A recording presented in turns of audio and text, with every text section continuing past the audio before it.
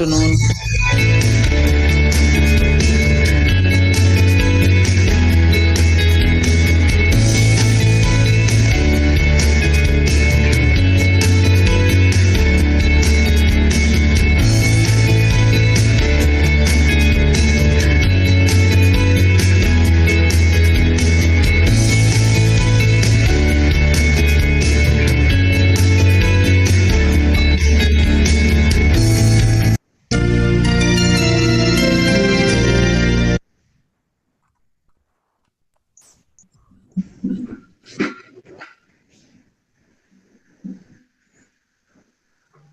A very good evening to everyone,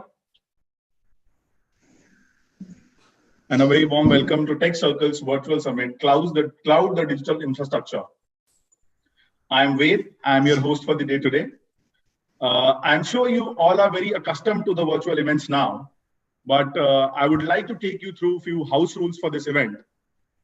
It is advisable to use a laptop, not a handheld device, to participate in this event. In case you have joined from a handheld device, please switch to a laptop. It is advisable to use headphones for the clear input and output of the audio. It is advisable to use headphones, and our speakers and attendees all have joined us as a panelist in this particular event. So until unless you are speaking in the event, please switch off your cameras and keep yourself on mute for the better output. If you face any kind of technical issues or technical problem, please connect in chat box with our TechCircle team. They'll resolve the issue for you. After each session, you'll get a poll. Please do poll and share your feedback with us to improve it further. We have planned some exciting lucky draws between the sessions to keep the spirits high. Hope you all take away a lot from this particular event. Don't forget to join the conversations using hashtag TCFutureOfCloud, and tag us at TechCircle India on Facebook, at TechCircle India on Twitter, and TechCircle on LinkedIn. We have an exciting giveaway for the attendee who will be tweeting the most for the most tweets during the event. I would like to present you all some insights on the cloud put together as a factoid video. Please have a look at the video.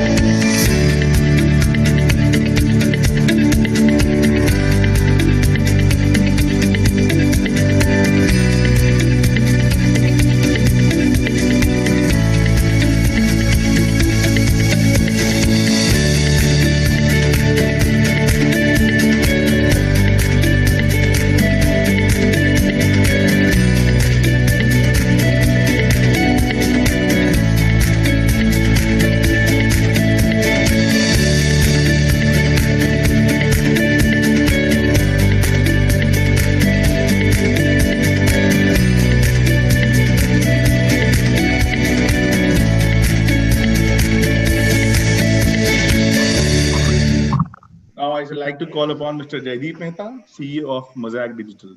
Jaideep, over to you. Thank you, Ved. Welcome, everyone. It's a pleasure to be here, and it's my pleasure to welcome you all to Cloud, the Digital Infrastructure, one of the events in our virtual series. And I'm here to just quickly set the context and set the stage for what we expect over the next couple of hours.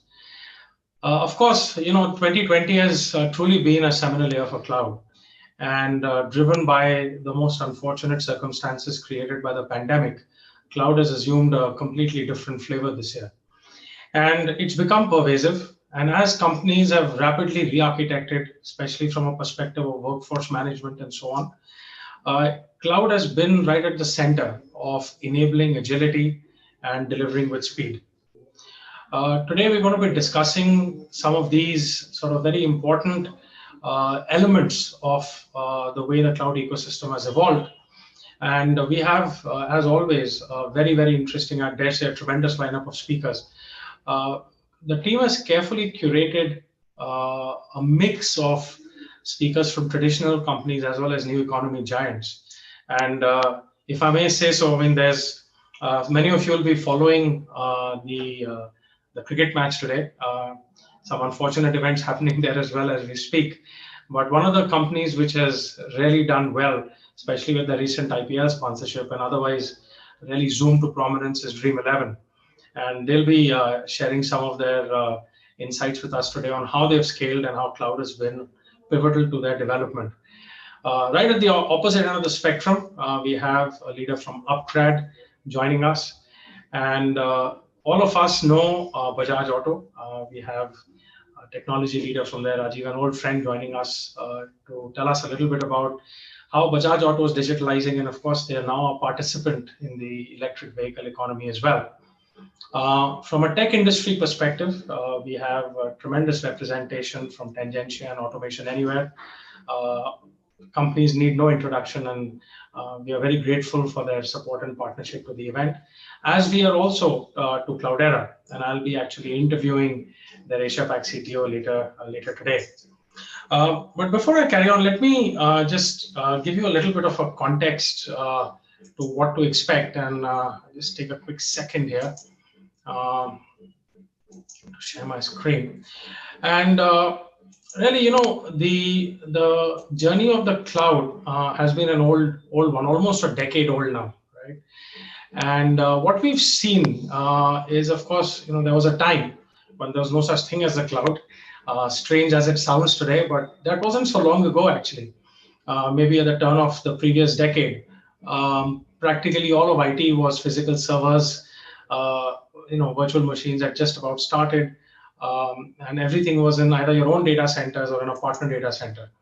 And we saw what we call Cloud 1.0 start to take hold, infrastructure as a service.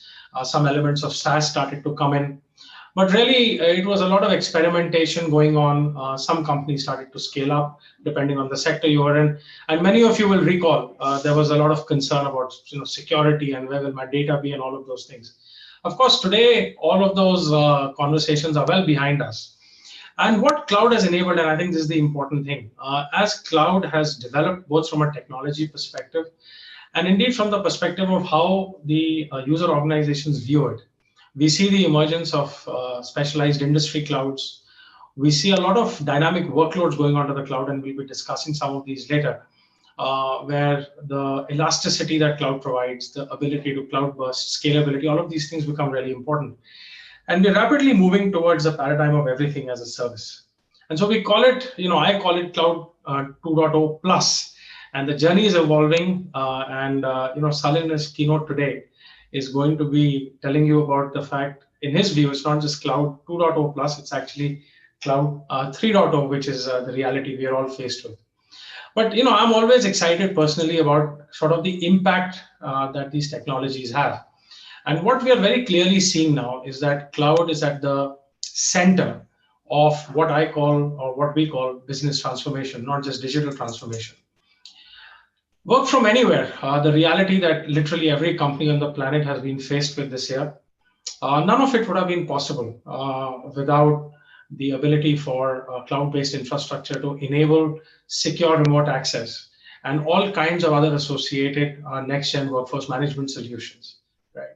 Another huge impact this year, and where companies like Automation Anywhere and indeed Cloudera have been playing a huge part, is when organizations from services industries to manufacturing and so on are looking to really transform their front offices to enable not just customer experience transformation, but actually 360-degree experience transformation from customers to the partners / distributors or agents, right back to the employees and the front offices themselves, giving them more power, making it more process-oriented, but at the same time, making it more intelligent, more machine learning-oriented, and in some cases, bringing in elements of AI.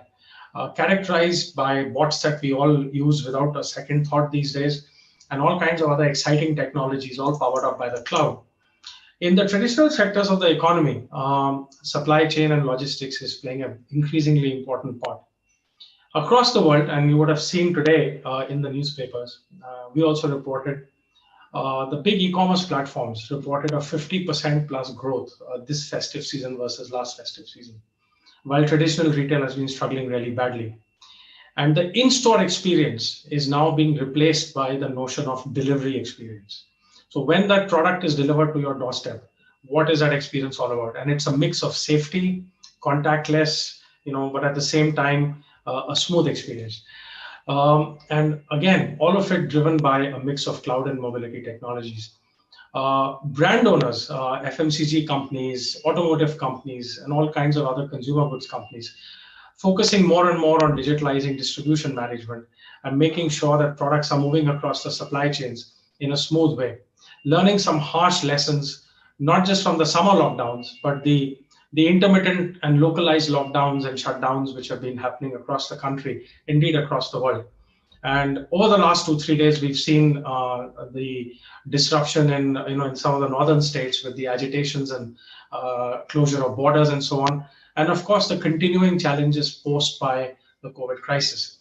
And my final example is from the financial services sector, where cloud-based technologies or cloud technologies are enabling solutions which have created new age lending models, completely new paradigms of risk management, where now big data plays a big role in the way that a company or an individual's credit rating or credit worthiness is assessed. And of course, cloud has completely transformed financial products distribution. Most notably in India, the likes of Policy Bazaar, Bank Bazaar, and others. But indeed, all the traditional banks have also now got their own platforms to enable you to buy financial services of all sorts, lending products, insurance products, credit cards, and so on through digital means. So the point I make here is that cloud has enabled not just first degree digitalization, but also the change in the way that you and I buy products, and indeed a complete change in the way that business models are being constructed, and all kinds of new models are coming into play. And just to give you a few examples here, what you see there, the PNG example, that's actually a virtual whiteboard, a virtual store, I beg your pardon. It's a touchable store, and this is actually in Korea, where as people go home in the evening, they can literally touch and pick up products that they want and pay for it at the railway station. And by the time they get home, the product's actually been delivered from the local store. And it's a very intricate network that PNG has developed in association with the technology and some retail partners, enabling amazing convenience and really leveraging cloud technology to the hilt. And to give another example, DBS Bank has been in prominence recently with its takeover of a troubled local bank, and consistently rated as the best digital bank because of its advanced functionality and its ability to deliver all kinds of services through a very well-designed set of apps, through its website, and indeed even the branches it has, not just in Singapore, but in other parts of the world, which are completely what you might call literally omni-channel, where you can engage with them through digital channels, through video channels, and indeed through sort of the humans in the branch as well. So making it really easy and fast for consumers to kind of deal with them. So just a couple of examples for you there. And, that kind of sort of puts it in context. And I think one of the things that companies are now increasingly turning their focus on is sensible revenue growth, sensible business models, and really profitable and positive operating margin-led businesses. We've seen that happen across all the sectors. So I'll stop here and thank you for your attention. And I'll hand over now to our very own Salil Gupta, who needs no introduction to any of you, of course. He's Chief Business Officer and leads our research function. And he's going to be talking about how new age technologies will help you to tame the cloud and help you to really leverage it to its fullest. So please welcome Salil. Over to you, sir. Thank you, Jaideep. Cheers. Sorry, I'll take my phone there. Yeah. So, thank you, Jaideep. Thanks a lot. I think Jaideep has actually done a lot of easier, make my job actually a lot easier. And he really talked about and set the context for us in terms of how the cloud is enabling the future businesses today. My attempt today is actually give you a view what the blueprint looks like for going forward, and how do I really tame the cloud. I mean, today many of the organizations have implemented cloud in some shape and form. If I go into the market today and ask my colleagues and friends, they will probably say that 100% of them have some shape and form of cloud implemented in their own organization. But what this cloud means today is the question which everybody is struggling today. And I have an attempt today to answer that. But with this, I have a question for all of you guys, and I'm sure you're there on the chat window, and so possibly you can answer, and we'll discuss maybe at the end of the presentation. My first question is only one question: is what is that one word which has been most used in last 8 months? What is that one word which has been most used in last 8 months? And we will discuss about this. Now, let me talk about what is happening in the business scenario.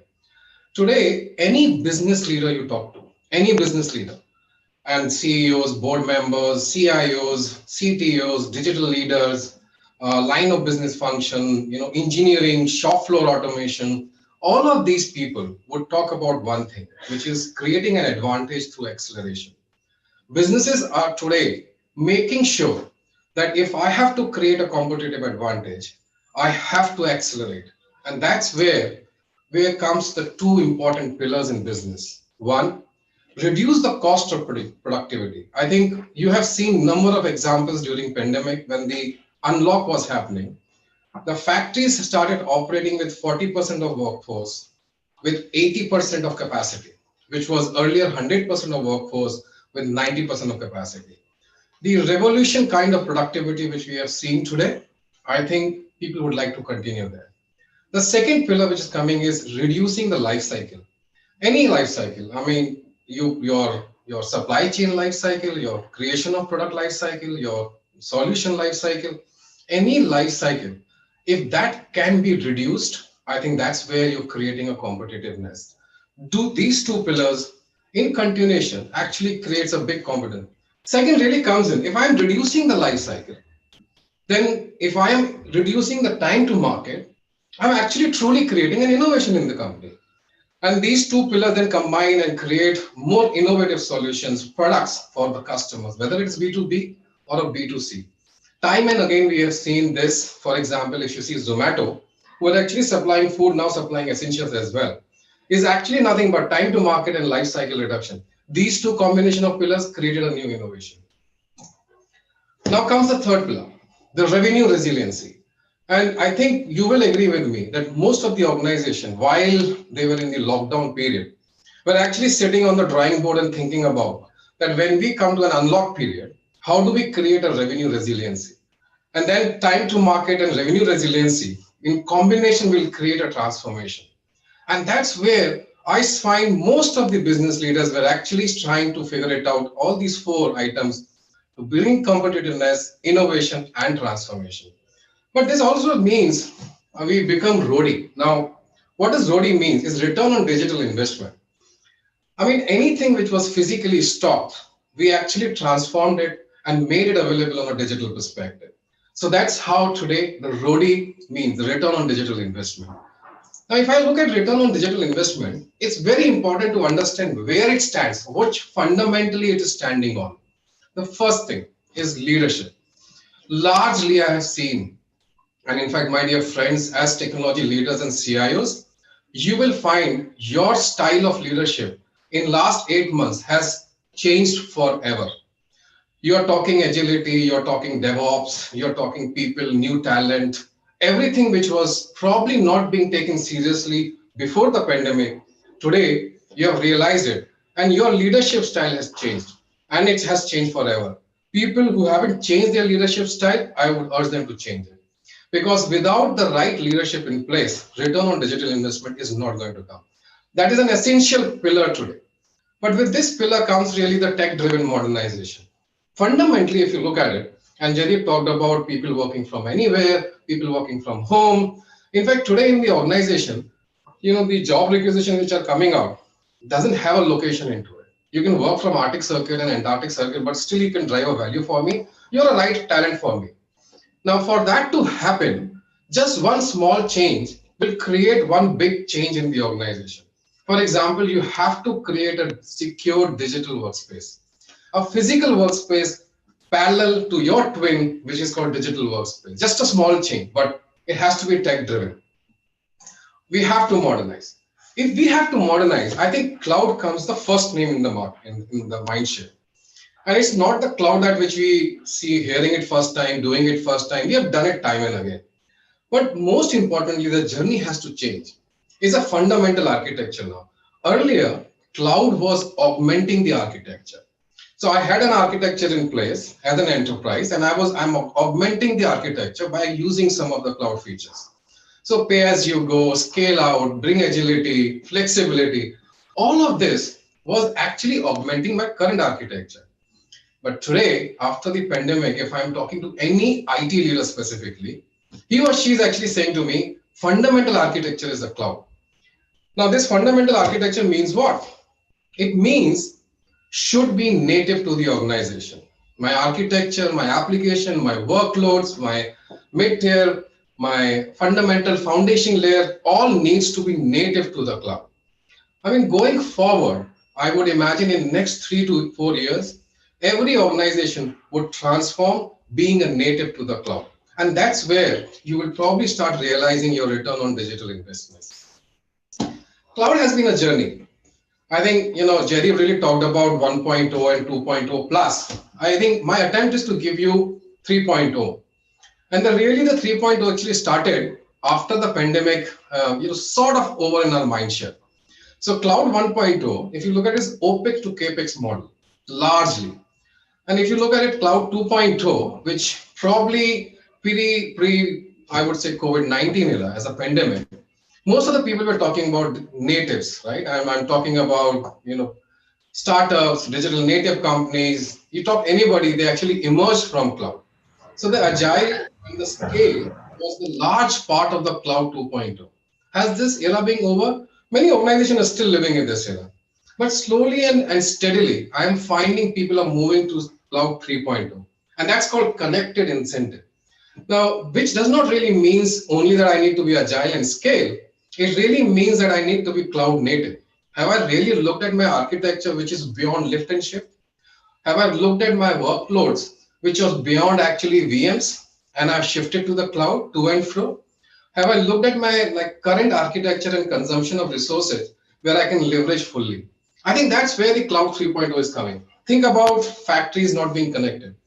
We have a data point which says around 30 to 35% of data centers were shut down from a period of, let's say, March till July or August, which means that in some shape and form, physically, I was not able to start the data center or my servers, which are physical, let's say, manifestation of data centers. Today, that connected incentive is so high that I'm now looking at making and connected factories, connected warehouses, connected automobiles, and everything is moving into a connected incentive. That's where the cloud 3.0 comes in play. Now, most of the discussions have happened about how does cloud brings value. And while I was talking to most of the CIOs, CTOs, IT leaders, and increasingly now business leader guys, I found 95% of them are on the wrong side of the cloud, which means when they're looking at creating a business case, these are the parameters they're looking at it. One, I should reduce my cost. Second, the cost economics should play an important role. So if I'm scaling, my economics should scale it up. I should have my digital trust, the way I look at the security part of it. I should be able to reduce my infra. I mean, I'm moving into the cloud part of it, hyperscaling. Why should I have the current infrastructure? Infra migration, which means that I'm literally migrating lift and shift there.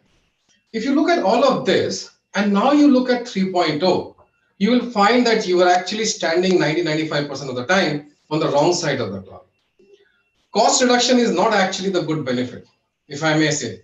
Business benefits are actually much, much beyond what a cost reduction benefits would be. So for example, if you have to open operations in new countries at a given point of time, the best possible way to do it is on the cloud. Because then you are actually making and enabling businesses sitting in one region, sitting in one geography, and operating in other countries as well. To give you a very wide example, there could be many examples there. Time to market, you're looking at product solutions, life cycle reduction, but business benefits are key to that. And we probably, standing on this side, which is cost side, we should shift to the business side. Cost economics is shared resources economics. I mean, it is not about just the cost part of it. It's about cloud economics. And cloud economics cannot be optimized, leveraged until you're cloud native. Look at the companies who have done it, probably in a successful manner. All the digital native companies are sitting on the cloud, and their economics works perfectly fine. Whereas the traditional companies, when they move to the cloud, the most of the time we see, I mean, the benefits are not coming because we haven't moved into a cloud native environment. Now, let's look at your investment versus my cloud service provider investment, whether it's on-prem or it's on the cloud part of it. If you see billions of dollars have been invested into security by the CSP providers, they have measured, they have actually hired best of the breed talent tools across the globe to make sure that it is secure. Can you match up your digital trust with the CSP provider digital trust? It is very difficult to do that. But since we have got a mindset that I have a control there better, I think we always see it as a loss of control, or maybe I'm not extending my digital trust to the environment I'm looking at it. You don't need to. You need to be this side, where billions of dollars have been invested just to make you comfortable. Reduce infra. Cloud is a new operating model. It is not about just reducing the infrastructure. You're looking at and we will talk about new operating model going forward, but you're actually looking at making sure that the operating model is the way the future organization works. It's not the previous organization. Similarly, you're looking cloud is a business domain transmission. It's not infra migration. There is not 100 VMs which have migrated to the cloud. You're actually looking at marketing move to the cloud, sales move to the cloud, HR move to the cloud. These are the domain transitions you're looking at. The real business sits there. Lift and shift is actually refactorization and nothing else. Lift and shift will never give you the value, but once you are becoming cloud native, you're looking at the value. Just to give you an example, one insurance company, which is health insurance, provider onboarding cloud-based app enhancing revenue generation. So they moved the onboarding function onto the cloud, which is the function which has been moved, and the benefits are there as a revenue generation. And you look at second, entertainment company. They moved the entire operations on the cloud operating model, going live in multiple geos in record time. In fact, in one single day, they implemented live in 6 countries. Imagine the agility and flexibility they operate from a cloud side. Last, global electronics OEM, cloud native. Once the pandemic hit, they knew that the e-commerce is going to be the play for them. Immediately, they took an action and migrated to e-commerce on the cloud side. And here the results are. Development, security, and operations, integrations, and auto scaling and auto management. There are 3 things which will play automatically for you in your favor if you look at moving from a business perspective. Give an example of financial industry. So Deutsche, which is a capital markets, indices, analysis, market data, regulatory, trading, you find they are the most sensitive from a regulation perspective. But the CTO and the CIO moved to a multi-cloud migration. And one thing which he said was that I want to use other technologies on the cloud, for example, distributed ledger, automation, data and simulation for my benefit. Until I move to the cloud, these technologies won't make any sense to me. So if I have to move forward, I have to move to the cloud. So therefore, they started a cloud native development approach, and it's a long drawn approach. It's a transition approach. It's a migration approach. It's not a lift and shift, but they did it successfully over the period of time. And today they live in a multi-platform approach with greater flexibility. Even in the financial industry today, they are enjoying the benefit to the fullest of the cloud, which is really taking us to the next thing. There is always a but. And if I happen to be on the stage and I'm talking to the people, there will be at least 10 different questions which is coming to me. So, I understand what you're saying, but there's always a but. Let's talk about those buts now. Model. If you look at your organization model today, your organization structure today, mostly it's response management. Your business leaders, your CEOs, line of business functions, they coming to you and demanding, and you're responding. I'm not saying it is a bad, but it is a response management, and response management is very good to have it, but that's a traditional approach. Function was in silos. If you look at your own IT team today, you're looking at administrators, which are database to network to server. You have 6 pillars. Do you really think that's the right way to look at it? You created the silos yourself, or it's difficult to break it. Let's look at matrices. Matrices are being measured as tech debt. What are you measuring? My capacity. What are you measuring today? You're looking at how well I'm responding to the customers or my employees or internal customers. Talent, which is task based. I have certain tasks to be created. I have a talent for that.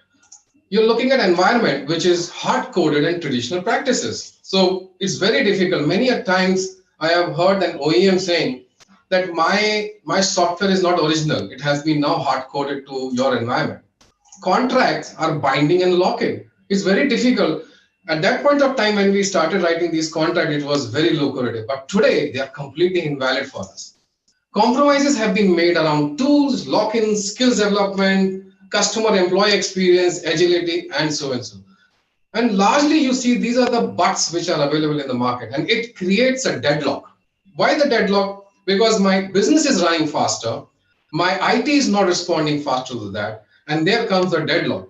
And the deadlock really needs to be removed by changing the operating model. Now, being cloud native is a nuclear force, guys. You have to understand this very nicely, because until you understand this, the operating model won't be successful. The first part of that is actually organizational. The structure of the organization is not about teams and tasks. It is about cross-functional pods. It is about rapid execution. Now, I won't give you, you should have A type of organization structure or B type of organization structure. Just follow the principle. Is it really implementing and executing rapidly? If it is, your answer is yes, you're on the right track. Are you using the cross-functional knowledge there? If yes, I think you're on the right track. Second point is roles. These are automation competency and integration competency. You're not looking at roles which are administrative tasks, which are role defined by us. You're looking at many roles combining into one. And the roles need to be automating the competencies across the board and integrating it very well.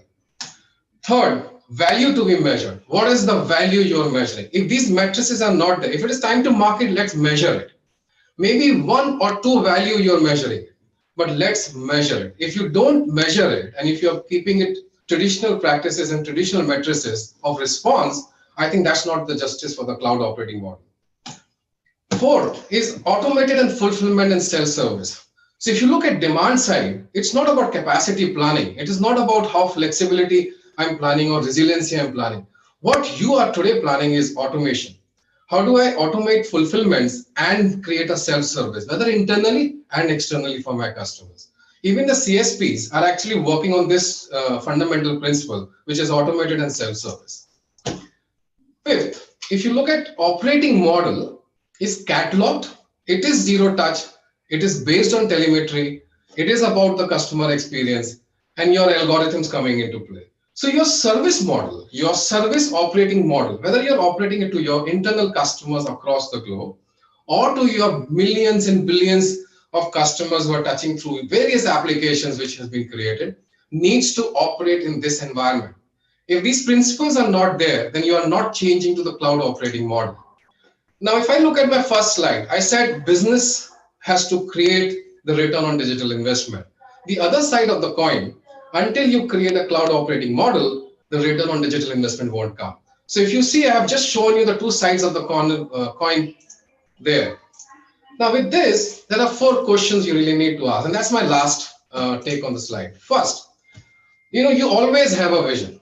I'm not denying that fact. If I talk to anybody today, there is a vision in place, there is a strategy in place, it is written, and to an extent, they are starting to follow it. But I will tell you one thing, people fail to answer one question: how will we get to desired vision? They are lacking the roadmap, they're lacking the expertise, they're lacking the funding, and they're lacking the time. This is a primary thing you should look at it. Before starting your cloud operating model, secure these 4 things. Your 60% of success is guaranteed, and I guarantee you for that. Second question, what will we measure? It's a very important task.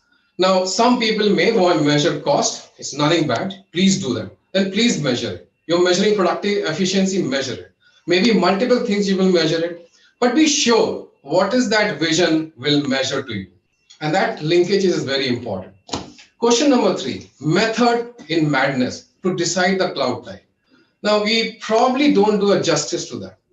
Is it a scale which I'm looking at it? Is it a scale plus agility or simple agility, complexity, integration, transition, and the benefits? I think until we are looking at these parameters, you won't decide cloud type. When I say cloud type, it's not about IaaS and private or public. I'm also talking about SaaS based application out of the shelf. And last, question number 4. Who are the right partners? Now look at the partners who actually de-risk yourself, because you are taking a calculated risk. You are changing the operating model. And if some partners is coming to you with not reducing your risk, increasing your risk, I think he or she is not the right partner for you. Second, partner needs to bring in competency. Like for example, the Deutsche Bank said that I want to use distributed ledger.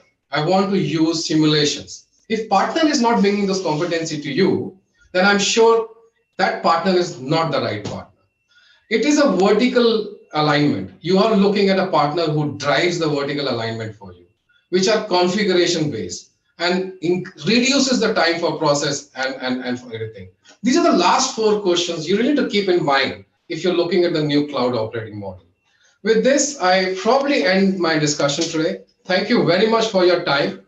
I'm still looking for that answer, which says that what is the most used word in last 7-8 months? Has we got some written in chat?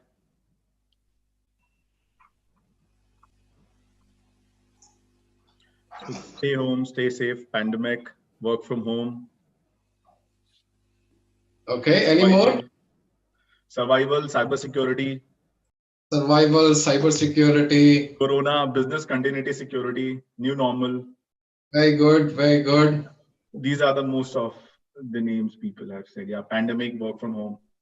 Okay. Guys, I'll tell you, the word was in there in my first slide. It's called acceleration. And if you go back to Google, if you go back to the articles, if you go back to the YouTube videos, the most spoken word in the last 7-8 months is acceleration. What this pandemic has done to us is that we have accelerated everything to a speed which we have not seen in our history. I think that's where the word comes in from. With this, thank you very much, gentlemen, for your attention and time. I hand over back to Wade. Thank you, Wade. Wade, I think you're on mute or something. Thank you so much, Salil. Thank you so much for the great session. I hope you all enjoyed the session as much as I did. Now we have a small poll. We want to just take your feedback. Please share your feedback here. Please take out some time and share your feedback. Also, don't forget to join the conversations using hashtag TC Future of Cloud. We have a surprise in store for the attendee who make the most tweet during the event using our hashtag and tagging us at TechCircle India. Only 64% people have voted. Please vote fast. Thank you.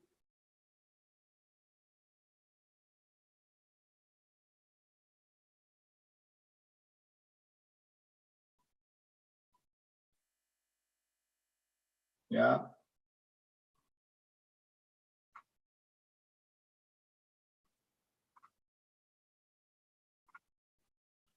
Thank you so much, guys. Thank you so much for the feedback. We'll make a note of it. Thank you. I would like to take this opportunity to welcome our partners and thank them for joining us. Automation Anywhere, Automation Partner, and Tangentia, Cloud Partner, Cloudera.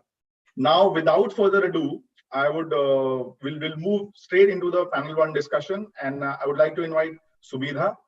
Subhidha, can we have you here? Yeah. Thank you so much, Subhidha. Over to you. Please introduce your panelist. Thanks, Ved.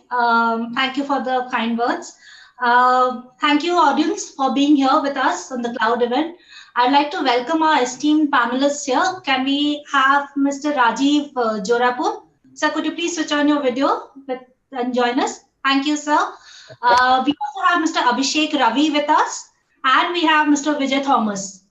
Can we please have your video and your audio on, gentlemen? So, yes. Thank you for joining us. I yet do not see Mr. Vijay Thomas. It doesn't let me. It says You probably need to allow me to do that. Wait, could you please help us here while Yes, I definitely. introduce other panelists here? So, welcome everyone. We have Mr. Rajiv Jorapur from Bajaj Auto, Senior Vice President. Mr. Rajiv brings with us to us more than 30 plus years of his glorious career, being associated with brands like Mercedes and everything before getting associated with the cult brand of India, which is Bajaj Auto. Of course, he spearheads all adoption of digital technologies at Bajaj, such as RPA, IoT, and analytics, and he's driving the versatility and agility and reliability of the business models and processes which we see Bajaj, in its new shape and form in the new avatar of Bajaj today. Thank you, Mr. Jorapur, for joining us today. Thank you. We also have Mr. Abhishek Ravi with us, CIO, Dream 11 and Dream Sports. Welcome, Mr. Abhishek. Mr. Abhishek also has, an experience of multiple domains. So he has been associated with, consumer lifestyle and then online gaming, of course, BFSI, social networking, and online media for that matter. And he is one very interesting thing about Mr. Abhishek. He is a firm believer of, delivering very heightened customer experience at every time. So most welcome, Mr. Abhishek, for the panel today.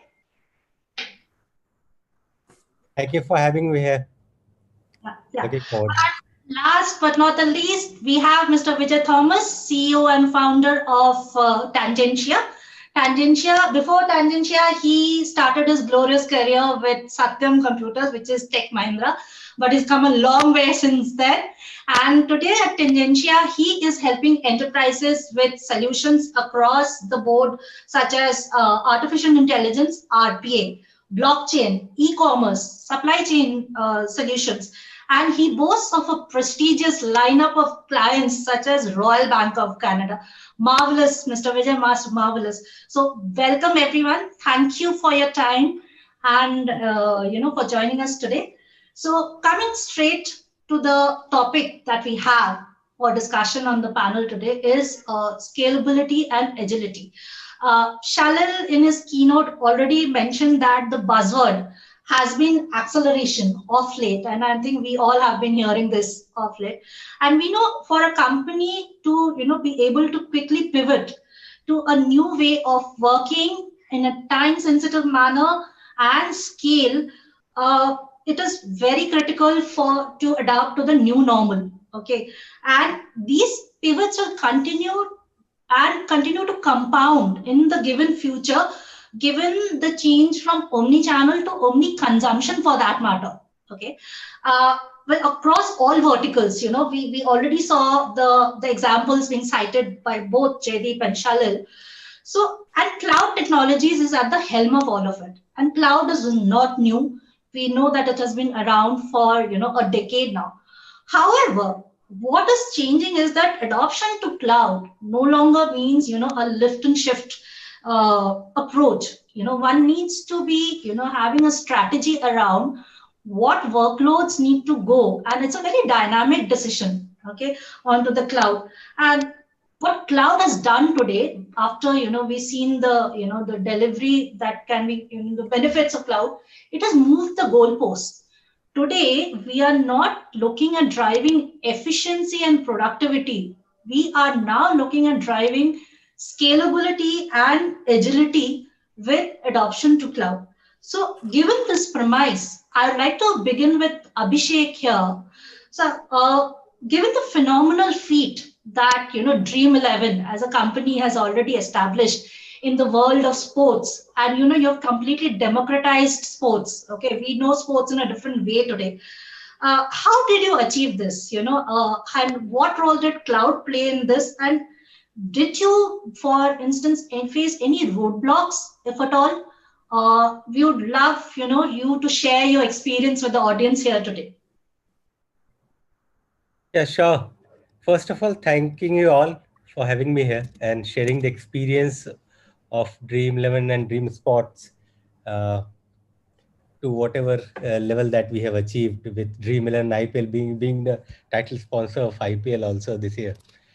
Yeah, so you're 100% correct that what we are doing with democratization of sports, Dream Sports' vision from the day one was to make sports better for each sports fan.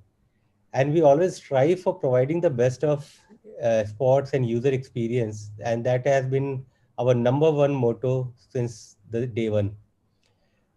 Cloud has really been a very important pillar in this endeavor. And we were one of our success story, I mean, success reason was that we were very early adopters of cloud. It gave us agility, scale management, high availability, resilience, and security first approach. And mind you, all these five dimensions that I have told you are equally important. We work on these all aspects day in, day out, which probably makes the cloud the ideal choice for us in terms of the eclectic traffic pattern that we have.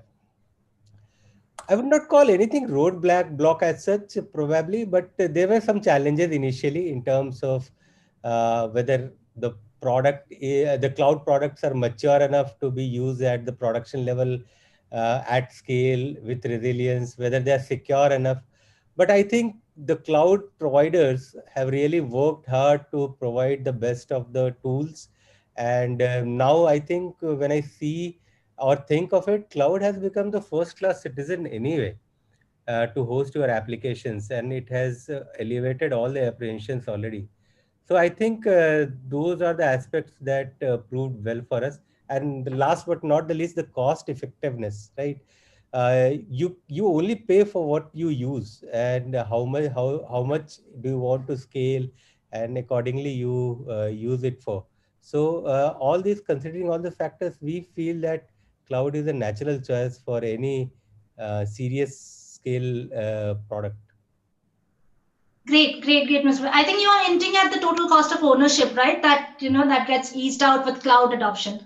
Great, sir, splendid. So my next question is to Mr. Jorapur. So we know that Bajaj has a legacy of more than 100 years, okay? But I choose to call Bajaj as a 100-year-old startup because of the transformation that you have shown us in the last couple of years, okay?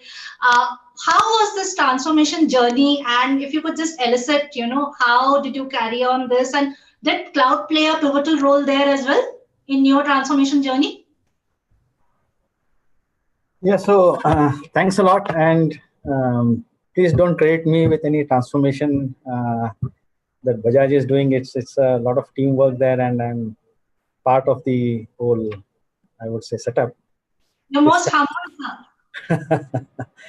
But so to set in perspective, Bajaj major changes to our DNA is not new to Bajaj. We first, when we shifted from scooters to motorcycles, that was a big change, I would say, and it was executed extremely well in the early 2000s. And then in 2012, 2013, we changed our mindset from being a manufacturing company, which is producing products across suitable across the world, to thinking of ourselves as a marketing company building brands. So it's in a way, culturally, Bajaj has been transforming itself over the years, and so from that perspective, it was not a difficult. I mean, I would say it was. It was not as difficult as maybe it looks from the outside in. Fundamentally, as even Abhishek was saying, and before that, Shalil, I just heard the later part of Shalil's talk. Cloud, in the early understanding that I had or that we had, was more about probably speed of deployment and probably scale. So that was let us say, ignorance is bliss. So that is how we started, saying, if you want to, don't waste time in waiting for infrastructure to arrive. Let's just go on cloud, and overnight we can do things. And if you want to reach out to a large audience, we want to have scale and reach, we don't need to think twice. So I would not call learnings, but I would definitely call experiences. We had our highs and lows, and a roller coaster drive is always, on hindsight, enjoyable. But when you are in the ride, it can be sometimes frightening. So I've experienced, or fortunate to experience, all the gamut from a thrill to absolute fright. But just to put in perspective, so I would say it makes sense for us, Bajaj, when we started thinking of ourselves going from a domestic player to a global motorcycle manufacturer, which is our MD's stated vision, and we want to be known as global. And our brand values lie on three pillars. The first is versatility. So we want our brands to be versatile. We want our products to be versatile. We want them to be global, scalable, and we want them to be adaptable to work in different situations. So it was very easy for me to sell cloud to the management, saying, well, cloud is epitomizing all these three qualities. So it's in line with the brand values. So that's how we started our cloud journey. And I can tell some lows because I think that will be more interesting than the highs. What we realized a little bit later was, while on one hand it can be pretty simple to deploy, but when you plug it into a larger ecosystem, or when it is part of a larger ecosystem, then it is a different elephant altogether. So I would say that epitomizes, in one sentence, if I have to say, some of the, I would say, not anticipated situations that we encountered, especially when we have customers standing at a dealership and waiting for an OTP to come, which doesn't come.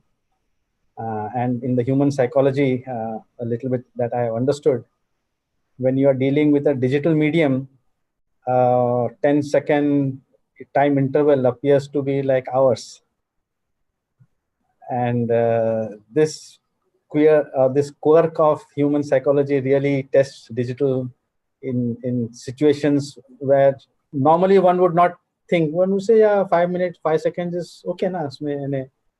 Manually, you will anyway have to wait for a paper for more than a minute. But why can't somebody sort of, when you are designing systems, you don't understand.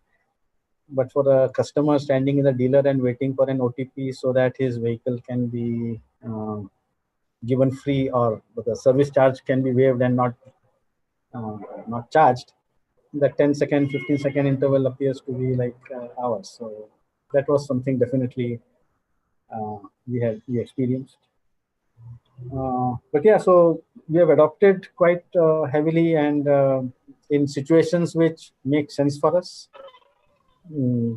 But as I said, it's not like like one hammer and a nail, and we use it in all solutions. So it has to be, there's a little bit of wisdom to say where cloud would make sense and where it will not make sense. But yeah, so that's where we have been. The other one last topic is we have some cases where we had to be in it for the long haul before we actually saw the return on investment. So that would be another, I would say, sharing, maybe if it's helpful to people who are considering and who may be thinking of, ROIs typically, especially if they are financial metrics, then I would be cautious to say that if you are overly relying on financial metrics, then you need to be cautious. Cloud will give benefits, but it could be a long haul. Absolutely. So, if I just have to encapsulate, I think what worked in your favor is that you had the management buy-in already, right? And that's why you could push through, and the vision was already there. So, which helped you sail through and adopt to all the the propositions that you had for the company. Great, great, great, sir. So I come to Mr. Vijay Thomas, sir. So Vijay, I have the most difficult question for you. Okay, we just saw, witnessed, how two companies from completely wide different have operated and relevant. But, I'm sorry, but I think this equally happen. Can we? Yeah. Thank you. So coming back, we just saw two stalwart companies such as Dream 11 and Bajaj, and they're completely from a different spectrum each other. One boasts of having 100 million users on their portal for 2020. The other kind of boasts of having a network of 4,000 outlets out there. Okay. So what we know is that when we say talk about scalability, agility, scale can have different meanings for different companies depending on which domain they are. Okay. As a solution provider, Mr. Vijay, what do you have to offer for companies as varied as this? Any thoughts around this? Absolutely. And thank you very much for the opportunity. I think Abhishek and Rajiv are end of the day, they're both companies that are in the business of providing services to their customers and providing an experience to their customers. As Rajiv mentioned, it is a marketing company. Abhishek as well. End of the day, you are providing an experience to your customers. So that touch point does not change, right? So now, what is different is you've got a different set of cards. Abhishek is probably lucky. They started cloud native, so he's got a different set of cards that he got given. Rajiv, on the other hand, and Rajiv, we have a lot of customers that that are large enterprises that are 100 years old kind of companies, even banks. They cannot get away from some things, and this is the reality of today's world. I mean, in spite of cloud, you can't get away from the mainframe. You cannot get away from the large building blocks like SAP. Maybe Dream 11 did not have to go through that evolution, and they probably don't need a large ERP system. They don't need a large CAD CAM system or any of those kind of things, which you get dealt with those because of the industry that you're in, and some of which are probably a little more difficult to take to the cloud. It will at some day, but I think there's so much legacy investment that's in there that it's almost impossible to put that one over a finance person, right? I mean, there is so much, so I think the previous slide that Salil talked about, is vision. And also, if we come up with a vision, I think getting there immediately might not be the right thing. You might not be able to get there immediately, and sometimes attempting that is futile. Is to able to try to articulate it, because you've got to get the team along and making that big bang thing. All of the technology is still not there, for things like things that you might need from a Bajaj Auto perspective. Now, if you take marketing, you may take sales, you have those processes that are already, that can probably work standalone in the cloud and can interact if need be with some of the backend applications, which you can have an evolution for when that can also become true cloud. But I think that the interplay of SaaS applications with legacy and Abhishek, and Dream 11, you might seem today that you got everything that's cloud, but it's only a matter of time that some of the cloud also gets obsolete. Okay, so because there's new stuff happening. Today you seem like you're the new shiny thing, everything's good. Wait for 6 months, wait for a year, something else comes. So this is everybody's, it's a continuum. There is no pure, somebody's already, pure, native cloud, they stay native cloud. Okay, because that cloud as a concept, we already saw, goes from 1.0 to 2.0 to 3.0. So if you're cloud 2.0, you're already legacy, right? So how do you make that gap now? So I think that's our take on it, is that it is evolving. There's always ways for you to get better. and I think complacency is definitely, not something. Even if you're native cloud, there's always ways for you to look at things and improve. There's hyper automation. There's all that stuff that Sahil pointed out in cloud 3.0 that will become relevant as well. So our thing would be keep looking, and as long as you're making progress in the right direction. So direction is important. Speed is also important. But do not despair if you can't get there. But because there is always, you have to keep moving. Absolutely, absolutely, Mr. Vijay Thomas. So you are saying that cloud is a perpetual journey. So you are just reiterating what we had in our keynote also today. So just to encourage, so Abhishek pointed that TCO could be a good identifier and indicator, but like Rajiv sir also mentioned that let's not get carried away with the financial metrics. And like you also pointed out that we might have to bear and have patience in cloud delivering its results to us, right? Absolutely. That's great. So cloud, we you also reiterated, Mr. Thomas, and next question is to Abhishek now. We are witnessing the third wave of cloud, okay, and which is no longer about virtualization or DevOps.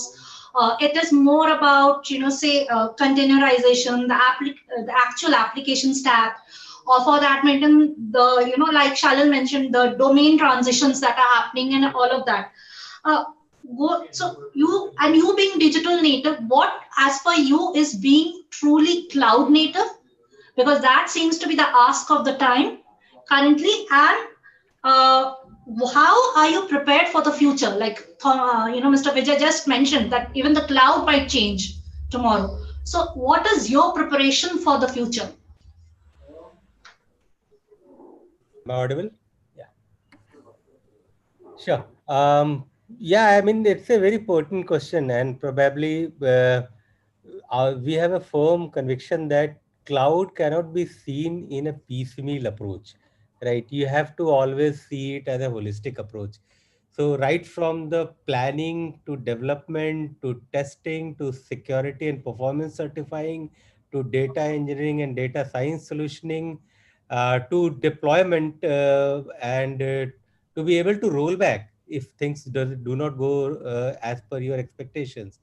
These all planning phases are now cloud first planned, right? So it's not that okay, you are probably thinking one part on the cloud and the other part somewhere as a piecemeal approach. That doesn't work. And plus, it's any application these days, as other panelists were mentioning out, customers have zero tolerance about any kind of waiting, right? And it's not a rocket science, as they say, but it's kind of a rocket science with so many third party and so many different kind of solutioning being integrated and giving a consolidated packaged experience to the user. This becomes that we start thinking in a very, very holistic way. And that's what we do. We use a lot of uh, probably future looking technologies on the cloud. We become early adopters of it because of we were early movers to the cloud. We have a lot of faith on the cloud, so we do not shy away from testing it out. Of course, we have a gradual process of testing it out, making sure that it works at scale, it has got that right resiliency, and it's production ready according to our definition. Once it's done, then probably we are able to roll it out on the production. That way, we are present as well as future ready. And the teams, luckily at Dream 11, are very enthusiastic and very smart. So they always in a lookout of what best can be offered. They are not never satisfied with the status quo, and that's how we prepare ourselves with the future challenges. Great, great. So Abhishek, you are saying that even though you have been early adopters to the cloud, you have not let your guard down. You are still, testing it, and you are testing and you're making it product ready. So till the time you are not satisfied, you continue to be as ensure that the resiliency is maintained, right? Absolutely. Status quo is something that we always challenge. We never get satisfied. As Vijay was saying, right? We will never be we always be in the lookout of what better that we can do there, because we know in 6 months' time this would become a legacy. Absolutely, absolutely. So, Rajiv, sir, the same question to you. How are you preparing for the future? Given your value proposition to your customers, how are you prepared? So if you ask me how are we prepared, I would like to say, I would like to think that we are not well prepared. So that keeps us on our toes and keeps us, I would say, alive. My view is the bigger challenge for us is even preparing for the future is to develop our mindset around digital. So currently what's happening is, while on the technology front, we may already, I mean, there may not be a big challenge in terms of deploying solutions at a technical level. But I think the larger solution is for the business leaders to sort of figure or draw the strategy around delivery mechanisms which have these capabilities at the center of their strategy. I think that is something which we are trying to work on, and our management is cognizant of the fact that unless our leaders place these new capabilities at the heart of their business strategy, maybe we may not be able to do justice or really utilize these levers in a, I would say, wise manner. So we are trying to. So today, if I look at Bajaj, we have a blend of people who are schooled in the old way of doing things, I would say, and who are very good at it, who are very competent. They provide a sort of stability and a sort of wisdom. And on the other spectrum, we have the young, fresh, full of life, wanting to get out and do things which come very naturally to a digitally tuned mindset. And finding the balance between these two, and sort of pivoting as we go ahead into the future, will be a very interesting journey, I think. So you're saying being cloud native has to start with the way of thinking, right, across the organization, and it has to be calculated at that level. If you don't strategize around capabilities that this can provide, then at the end you would really not be you'll not be doing business using these as a prime mover. Absolutely. Splendid, sir.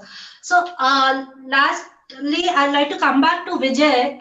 Vijay, you seen, how companies are, resetting their thinking mechanism and how they're preparing.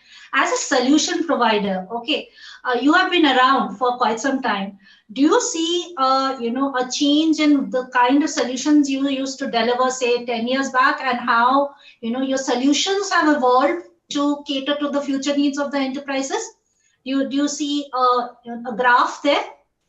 Absolutely. I mean, it's been a big difference. I think 10 years back, I think most of our solution, most of everything that we did was on premise, right? We had a small sliver of cloud solutions. We were probably early adopters to SaaS. We were providing SaaS solutions to certain verticals. But as we went along, I think now most of our proposals are either cloud first kind of solutions.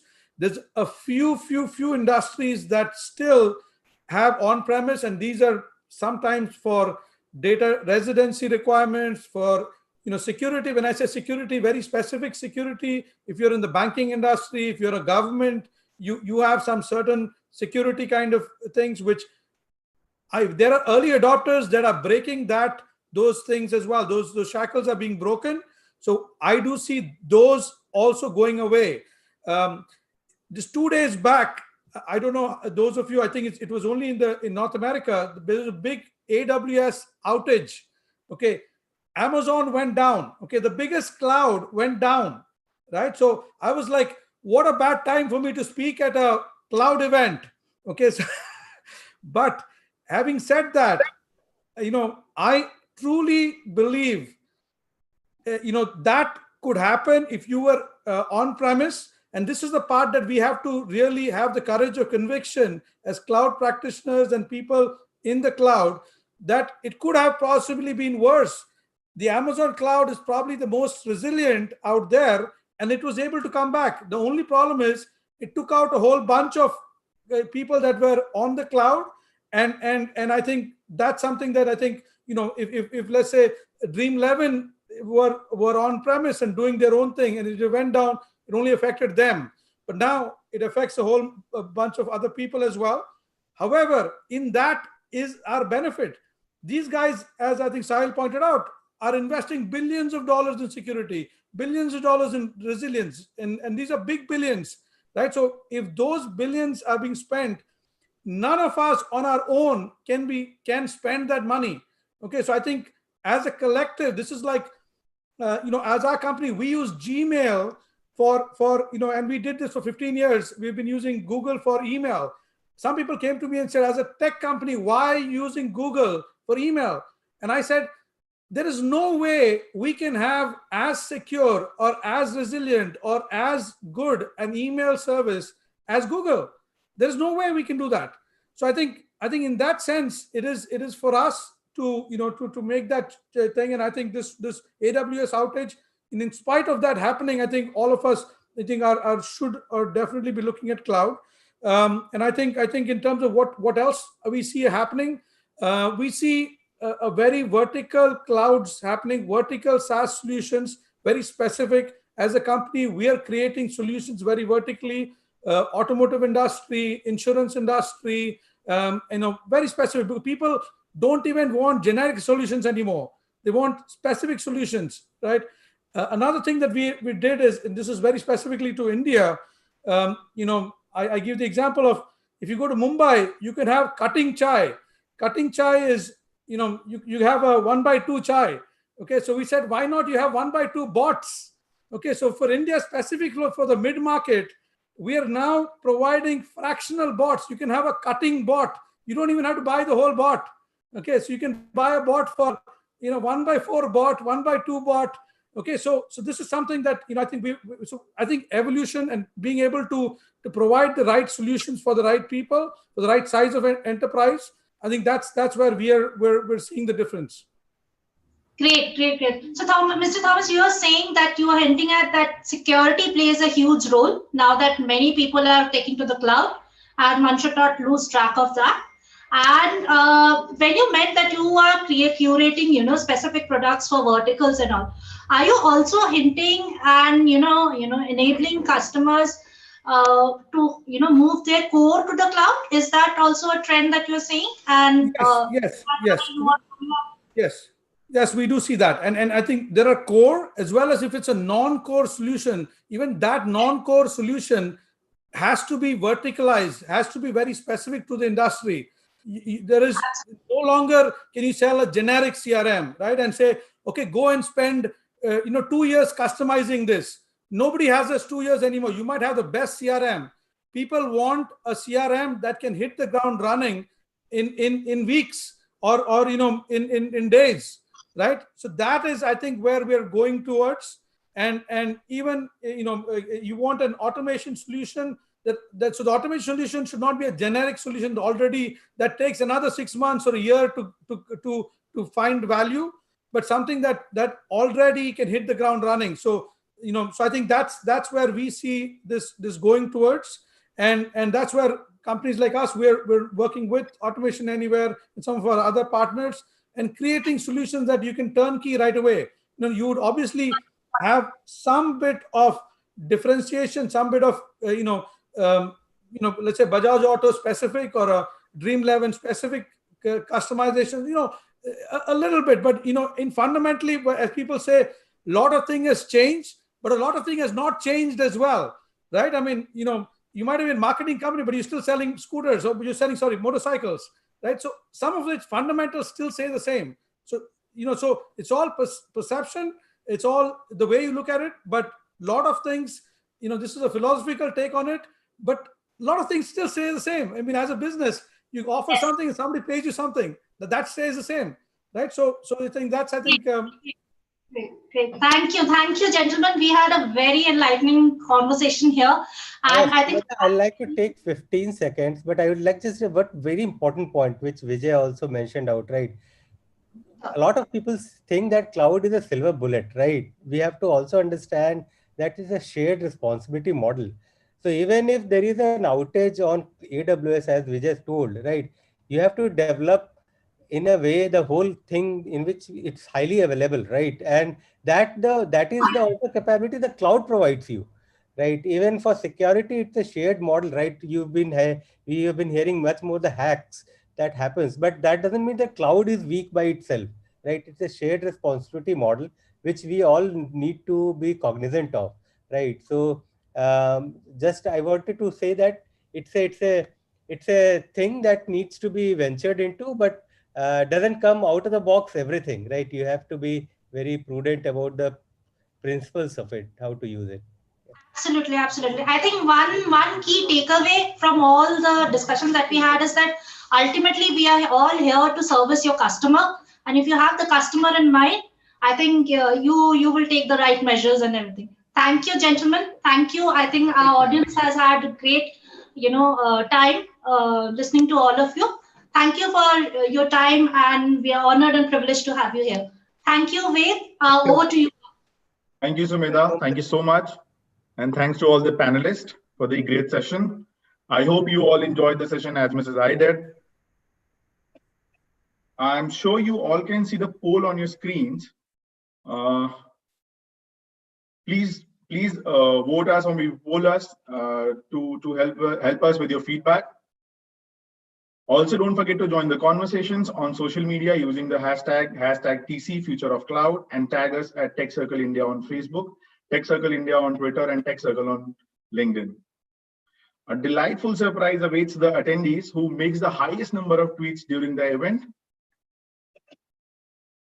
Also, please keep voting. Please share your feedback with poll. Only 55% people have voted. We'll give 20 more seconds. Please share your feedback.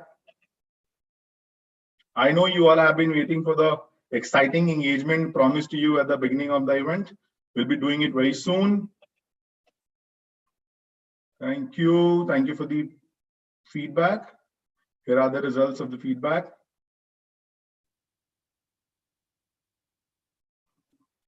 Thank you, everyone.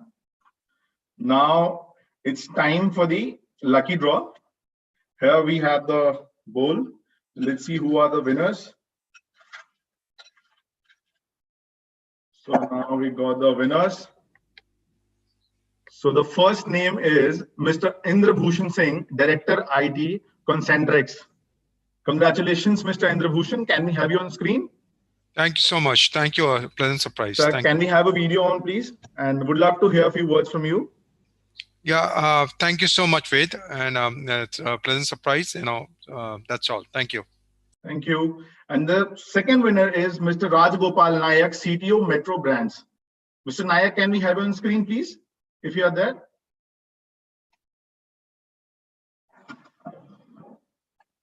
Mr. Nayak, are you there?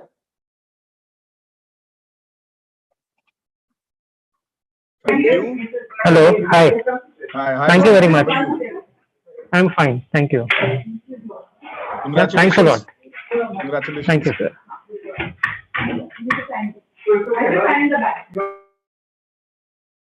Moving on now, I would like to take the opportunity once again to thank your partners, Automation Partner, Automation Anywhere and Tangentia, Cloud Partner, Cloudera. Moving on, now we have a fireside chat on embracing a cloud-first strategy, redefining the right mix of cost, security and business value, moderated by Jaideep Mehta and presented by Cloudera. I invite Mr. Jaideep Mehta to kindly introduce his fellow panelists. Hello, Jaideep, over to you. Thank you. Hey, Ved, thanks, and great to be back on stage, everyone. I hope you're having a great session. What a wonderful panel. Thank you to the panelists. And of course, before that, Salil with always some fresh thinking and his incisive presentation. It's my pleasure to interview and to have a chat with Daniel Hand, who's the field CTO for Cloudera for Asia Pac. Daniel's an old hand in terms of the cloud, though he doesn't look that old, but he does come with some excellent experience, not just within Cloudera, but previously he's worked with the likes of Red Hat, now of course part of IBM or associated with IBM. And before that, he was with Amazon Web Services, and indeed started his career at a very well-known British services company called Logica. He's a master's degree holder from Oxford University and the holder of several certifications I noticed and diplomas from MIT Sloan. Daniel, pleasure to have you on stage here with me. Welcome. Thank you, Jaideep. I was wondering who that person you were sort of speaking so kindly about. That's a very generous introduction, so thank you. No, fantastic. So let's just jump. Let me challenge you right at the outset, Daniel. Right? I mean, when people talk about a cloud-first strategy, and today there's been a lot of thoughts already from our guests and panelists on that. There seems to be: is it cloud first? Is it cloud always? How is that a correct assumption? And what does the world look like from your office here? Yeah, sure. That's a great question. So I think most people would agree that cloud first doesn't necessarily have to mean kind of cloud always. I think it really depends on a number of factors, business drivers and solution requirements and constraints. And I've heard some of the earlier sessions today. So I've obviously heard people talking about some of the constraints quite a bit, but might just be worth just sort of dipping into some of the business value drivers, and then we can expand from there. So I think the first business value driver we'll start with is around CapEx and OpEx. So the idea was, when public cloud started, was it was to make consumption of IT a little bit like electricity. So organizations could sort of turn it on and turn it off when it was no longer required. Well, that was at least the intention or desire or theory, at least. Kind of ironically, in the early days of public cloud, the whole CapEx sort of OpEx sort of equation didn't quite turn out exactly as planned, because mainly due to sort of unconstrained access to resources, and people tended to sort of consume a bit more, maybe not use it particularly efficiently. Today, however, with sort of improved operational best practices and tooling, things have certainly improved. And I think today it's a reasonable thing to say that it is possible to realize many of the kind of the initial or early promises of cloud, especially from a CapEx, OpEx perspective. But to answer the question, really, are all workloads cheaper in the cloud? And that's, one of the key business sort of considerations here. I don't believe that's necessarily the case. At least not without losing the kind of the on-demand nature of cloud. So for on-premises workloads with a consistent and a predictable baseline resource demands, I think it requires usually like a multi-year commitment of public cloud resources to reach sort of comparable sort of total costs. And it's for this reason that I think that, cloud has historically been more attractive for sort of more dynamic or sort of bursting type of workloads. And to complement, existing on-premises workloads in a hybrid architecture. The second element of the business value equation I'd really look at is this whole sort of undifferentiated heavy lifting.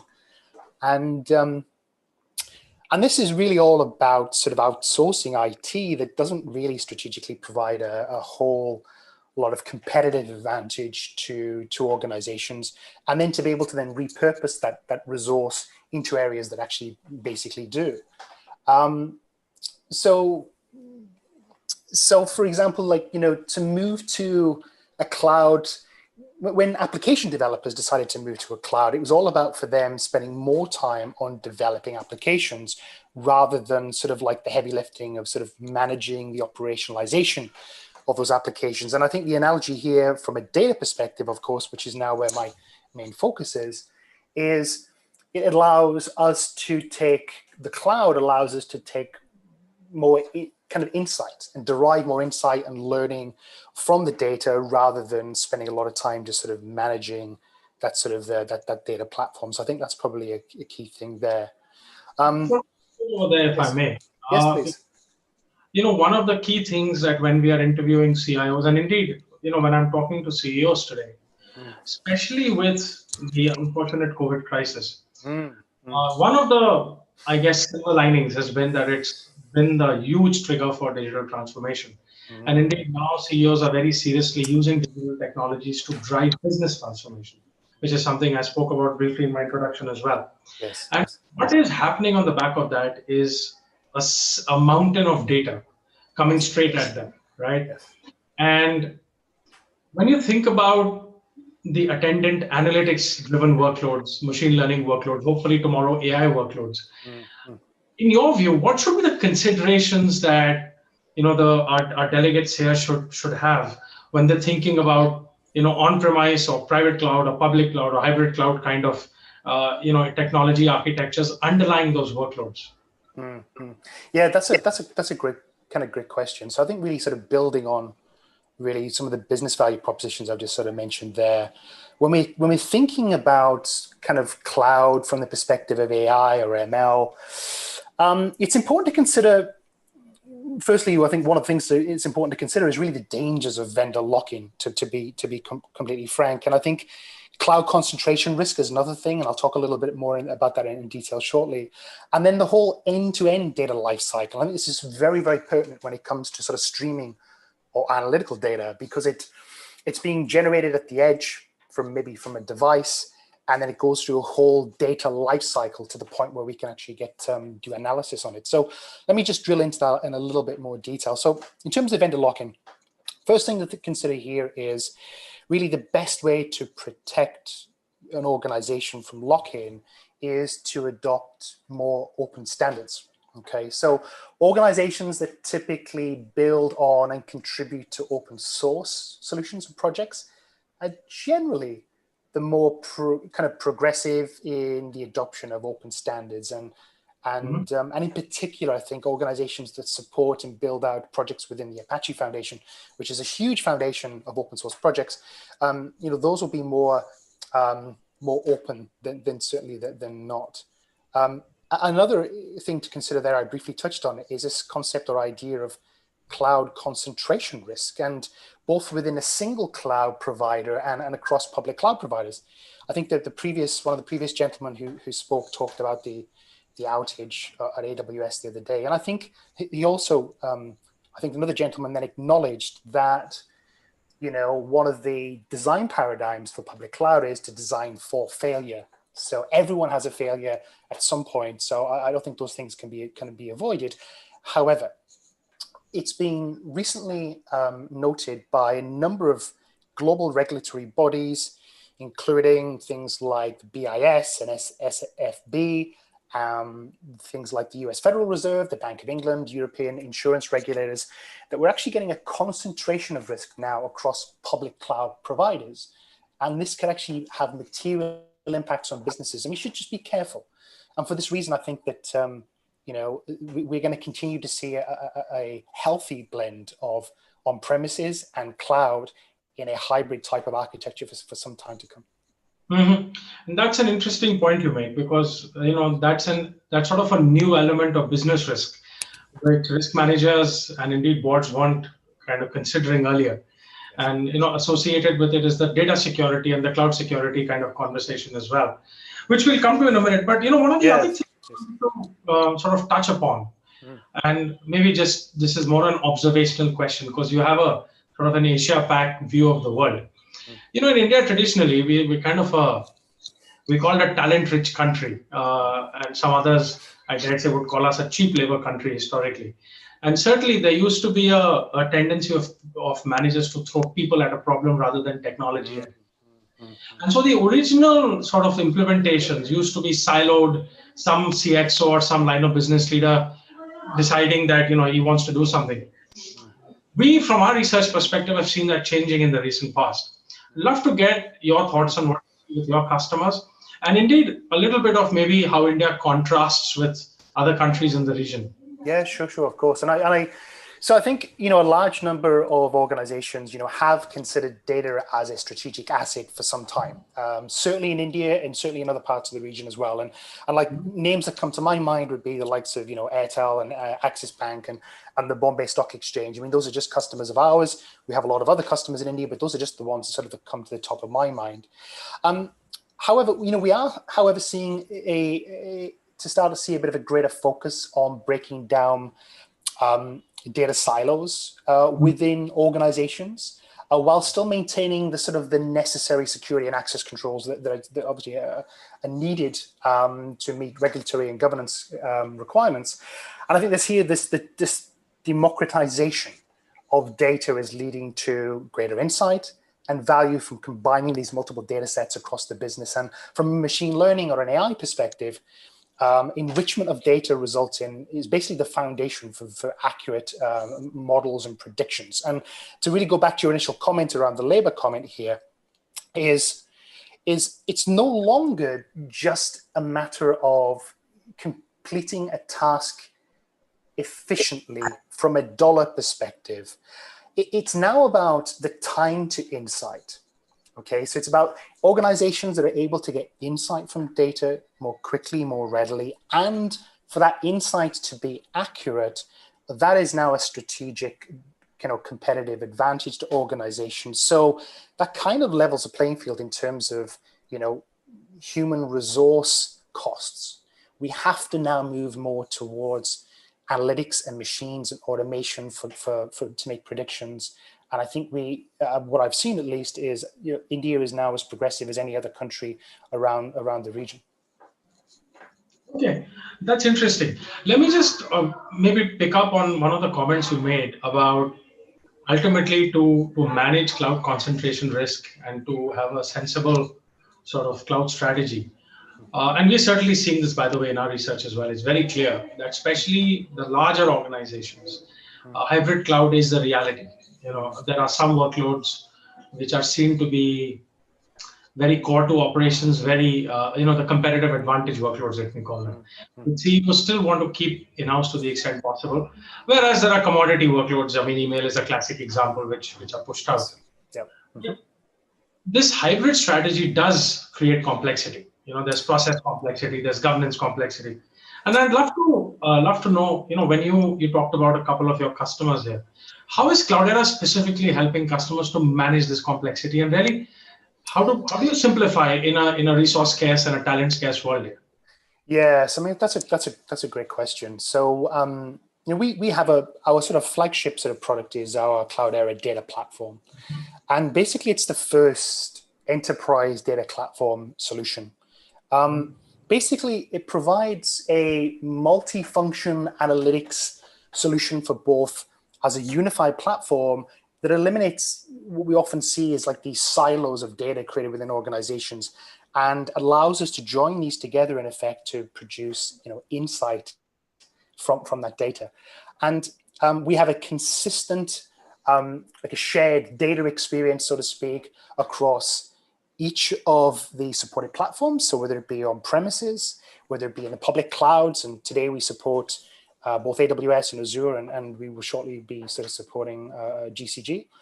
And it does it with a common security and governance sort of framework or fabric. And that's really, really critical. And I think this is the area where, at least historically, I've seen a lot of solutions, whether they be on premise or in the public cloud, they tend to be more point solutions. And you don't have that data lineage and governance, right from data ingestion through to the data enrichment, operationalization of data, through to serving data, and then obviously to machine learning and analytics. So I think that's a critical thing, and that's really how we're addressing it here at Cloudera, for both on premises as well as in the public cloud. Interesting. And finally, I'm for me personally, I think one of the things which is very interesting about sort of the digital journey underpinned by the cloud is now the increasing ability of IT, to be leveraged by those who would traditionally be called technology literates. We have low-code, no-code platforms coming in, managing infrastructures become that much easier, and so on. And all of it is data. And ultimately, it's the business manager, whether it is an LOB head or a CEO or whoever it might be. But it's the business manager who really needs that data for decision-making purposes. So, based on your experience, Daniel, and what you're seeing with your customers, what are the top 2 or 3 things you would recommend for CIOs and our guests and delegates here to really think about hard when it comes to really making data available and democratizing it? Yeah, that's another great question. So I think really that sort of data democratization really is exactly as you've just said. It's about making digital information systems available and accessible to business people or non-technical people. And if I was looking at a system or considering a platform, here are maybe the top 2 or 3 things I would consider. The platform should support non-technical users by providing visual tools to help them explore data, and also for maybe the business analysts to use familiar ways, let's say, to interact with data. And obviously, SQL has been around for a long, long time, and I think it will still continue to be a dominant type of query language,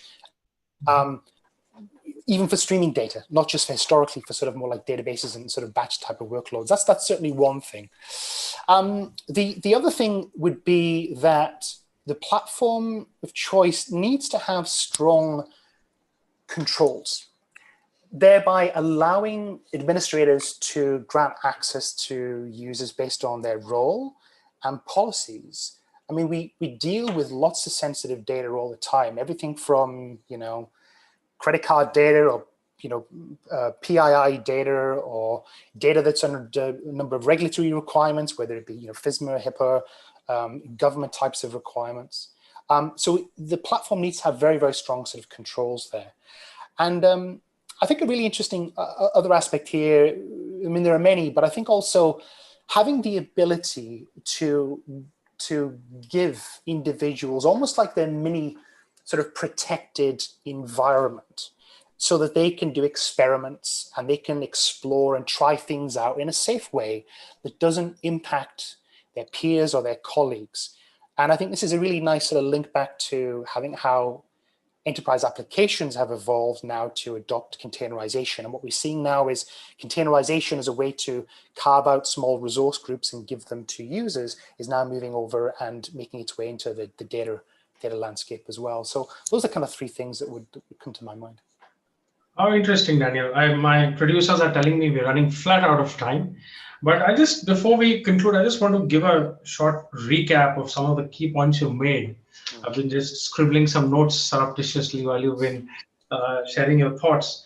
You touched upon the importance of cloud and differentiating between cloud first and cloud always, and really the importance for tech leaders and business leaders to think about a multi-cloud strategy across different architectures.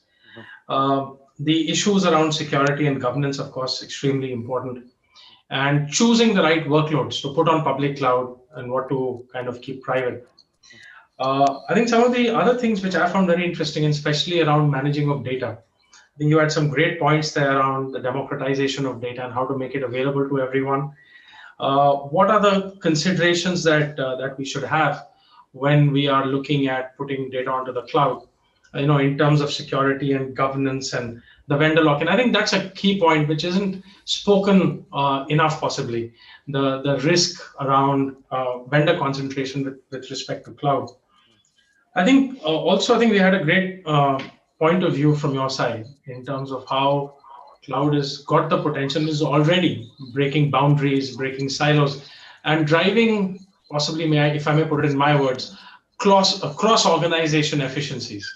And indeed opening up completely new ways of doing business and new kind of business models, which was very interesting. And of course, right at the end, you spoke about some of the ways in which Cloudera is helping customers in India to get through all of this and really evolve their conversations with respect to cloud deployments and exploiting cloud across different workloads and across the enterprise. With that, I'll bring to a close from my side. Any closing remark from your side? Otherwise, we'll wrap up from the perspective of this session, Daniel. No, I'd just like to say thank you very much, and I hope that the listeners found what we shared interesting. I'd love to hear from them. Sure thing. Thank you so much for joining us. It's been wonderful to have you as my guest, and I'm sure I'm seeing 95 odd participants on the platform as we speak, and I'm sure each and everyone would have at least some food for thought from the thoughts you've shared today, which is fantastic. Ved, back to you with a big thank you to Daniel. Thank you, Jaideep. Thank you, Daniel. Thank you so much for the great session. Thank you so much. You're very welcome. Everyone, don't forget to give us your feedback. You can see on your screen. Please help us with your feedback for this particular session. Thank you so much. And don't forget to tweet using our hashtag #TCFutureOfCloud and tag us at TechCircle India. Thank you so much.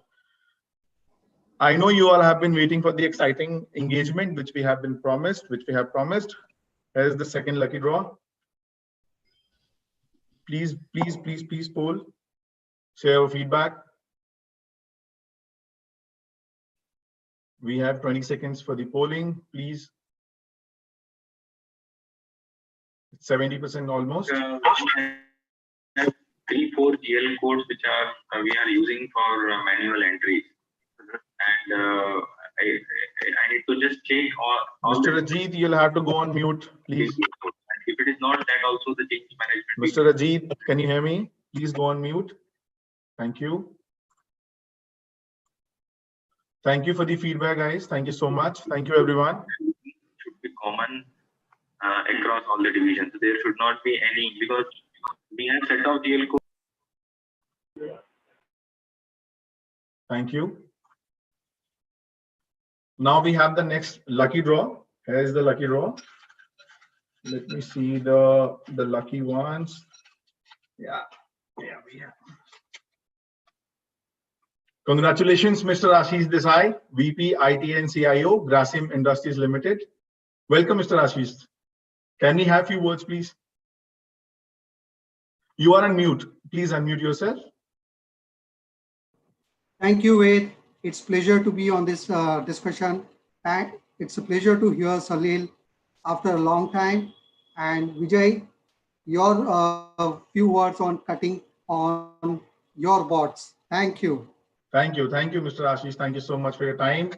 And the next winner is Mr. Dhaval Pandya, CIO and CDO, JSW Paints.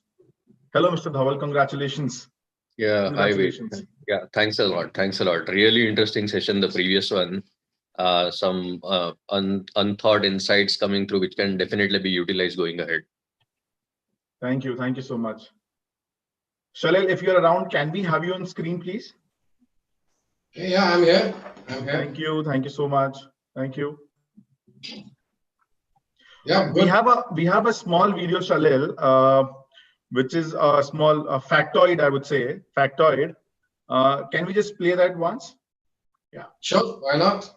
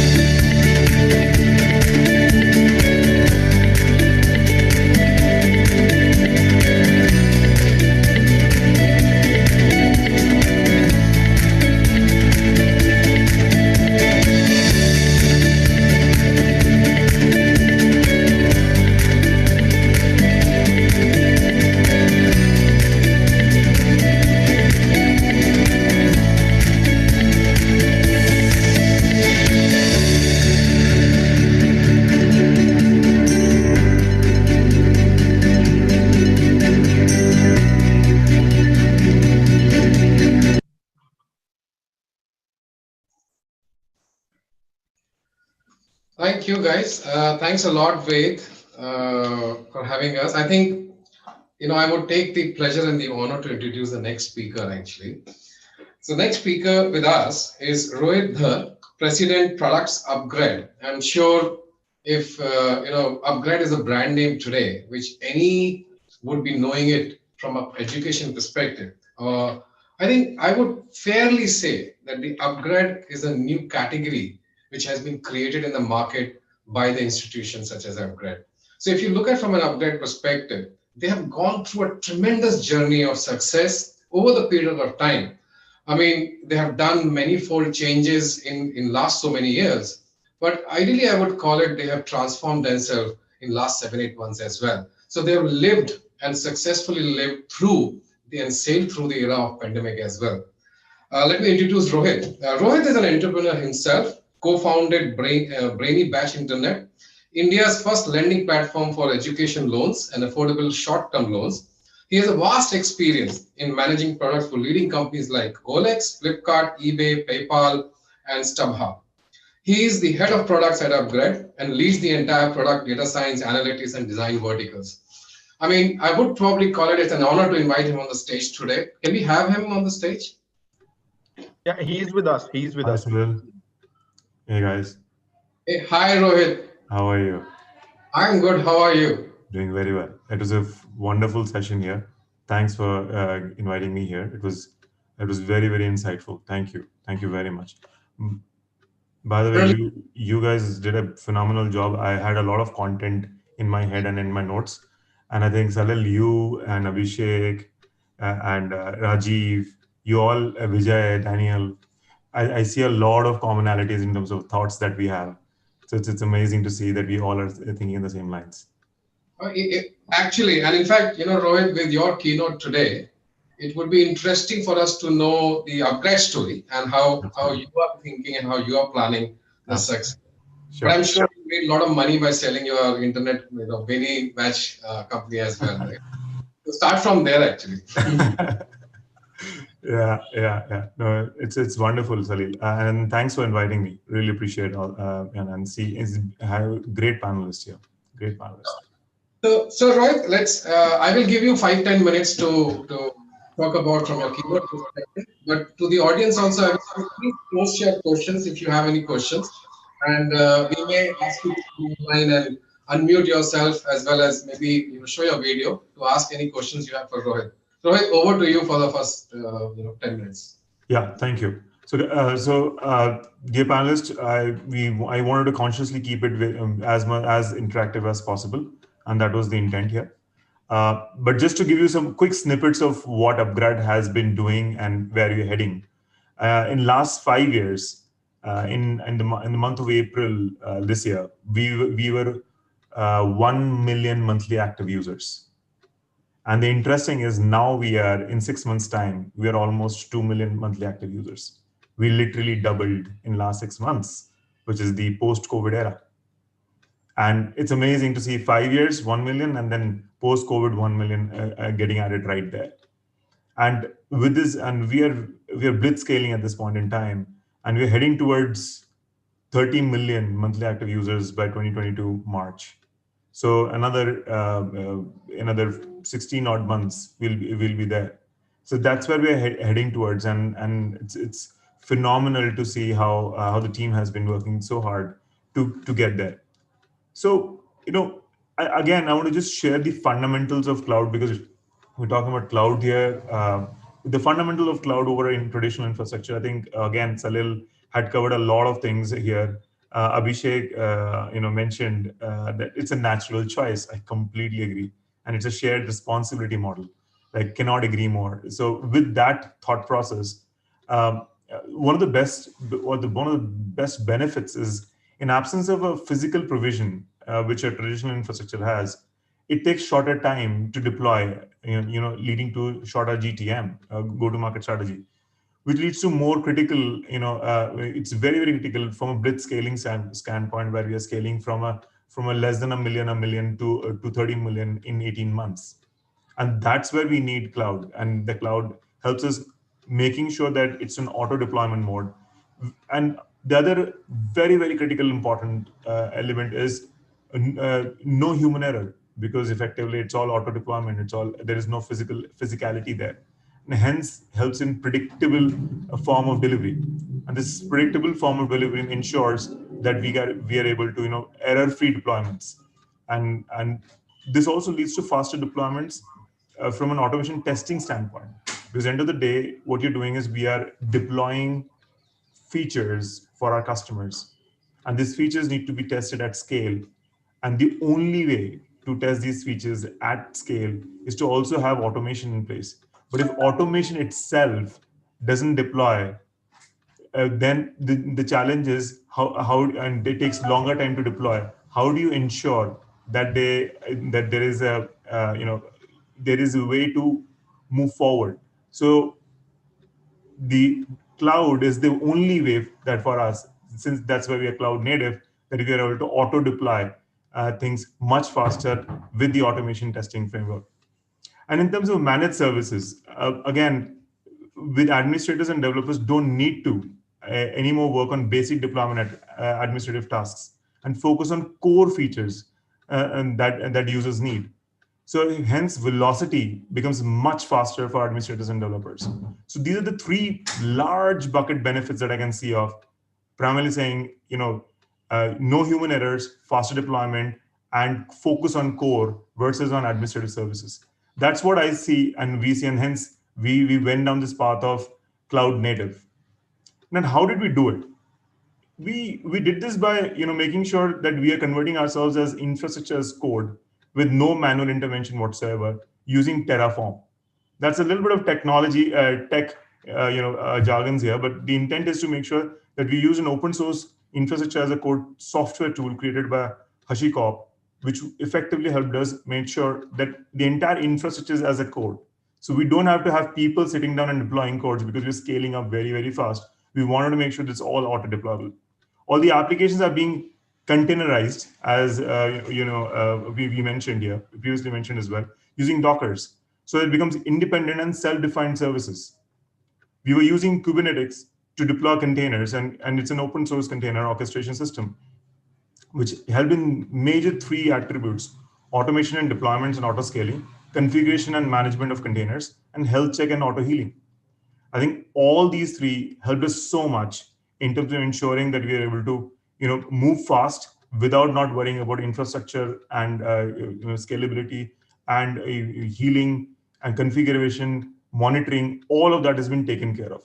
So this is where I see a huge benefit coming in from cloud and helped us scale very, very fast. Over to you, Salil.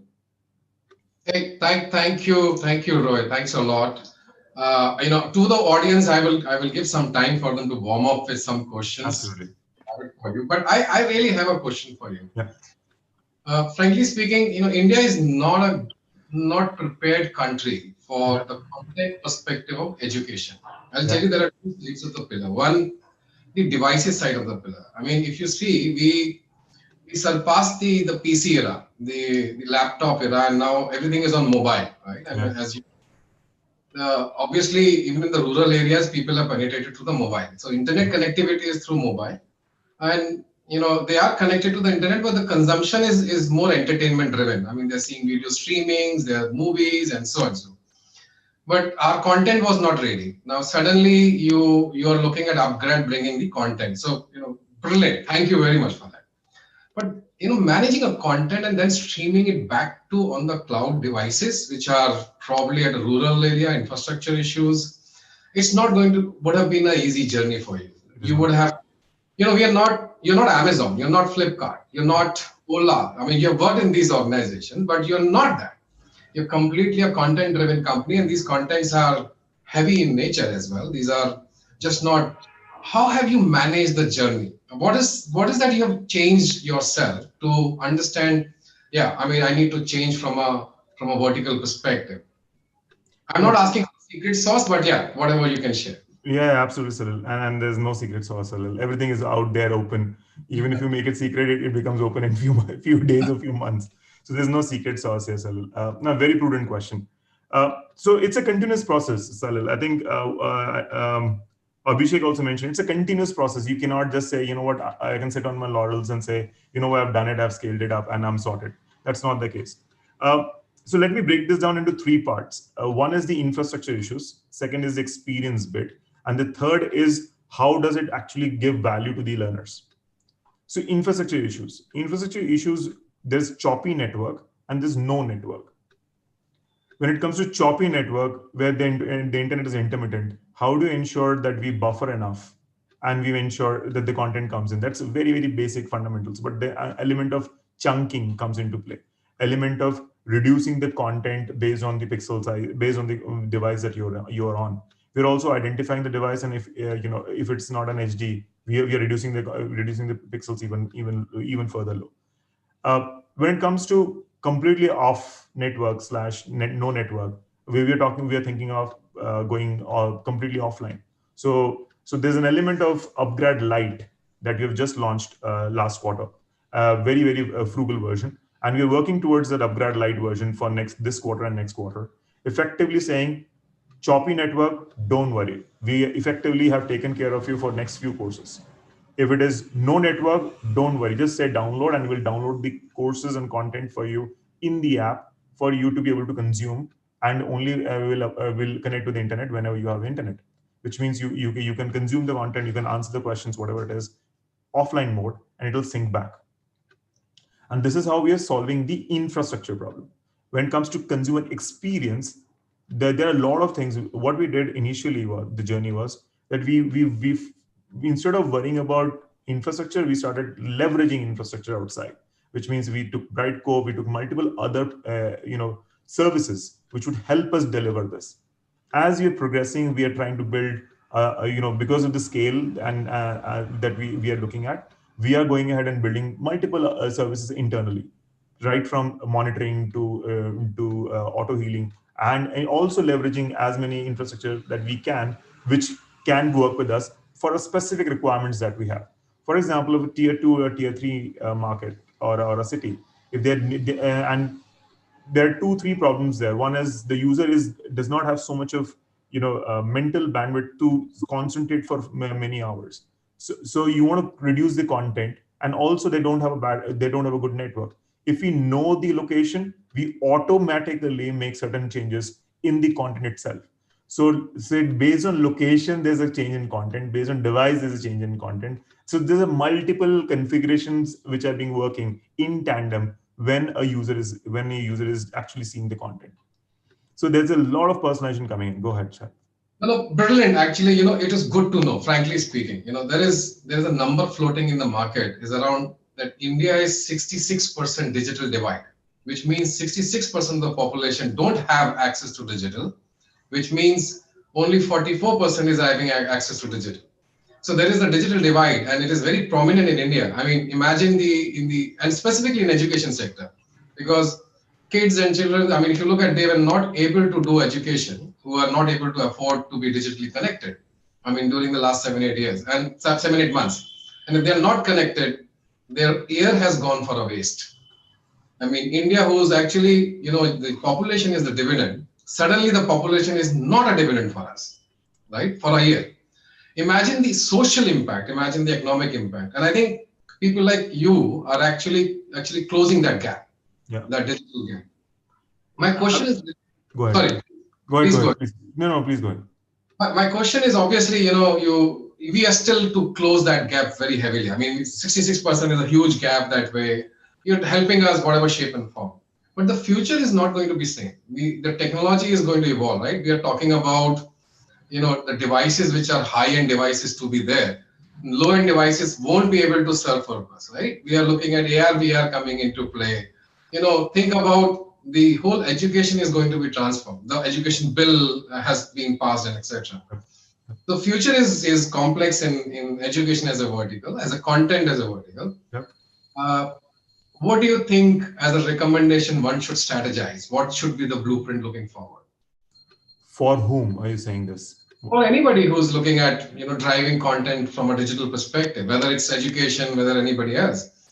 Because if we don't start thinking about the future now, then we will land up in the same situation that we will increase that digital gap. And that the gap is not about access, but access of content and high-end devices.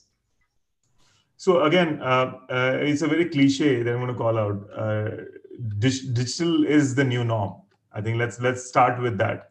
And we also know if we do something for 22 days, that becomes a habit. And this is not 22 days, it's been 6 months that we are being forced into this setup that we are in even now. So that's the new norm. The families, everyone around. And just an example, I was presenting, and my little daughter, 6 years old, she crawled, and I was like, okay, I'm getting interrupted, but she crawled, literally opened the cupboard, did whatever. And so there's a new norm. And if we don't recognize that norm, it's a challenge at our end. That's one. Second, let me just broadly break this down, saying that there are organizations who had IT infrastructure. They were not using it. There were organizations which did not had IT infrastructure at all. And then there are organizations like us and maybe Flipkart and others who have been native, or even Dream11, they have been native cloud already. Now, for the organizations who did not have, they absolutely have to move on to cloud for them to be able to survive. Not even the thrive is a secondary. I would think survival is the first thing that needed to look at. And the only way in my head is there's a lot of managed services right now out there, which they can leverage right away out of the box and just pay up and get there very quickly. And then as they understand, because again, it's a journey. As they understand, they will realize that these specific services are not making sense. These services are making sense, but we need a little customization here. And they hire the relevant folks there to help customize. And that's how you mature up in the journey. Folks who already have an IT infrastructure and they're not leveraging, it's high time they leverage. High time they leverage, they come in, they understand how that's.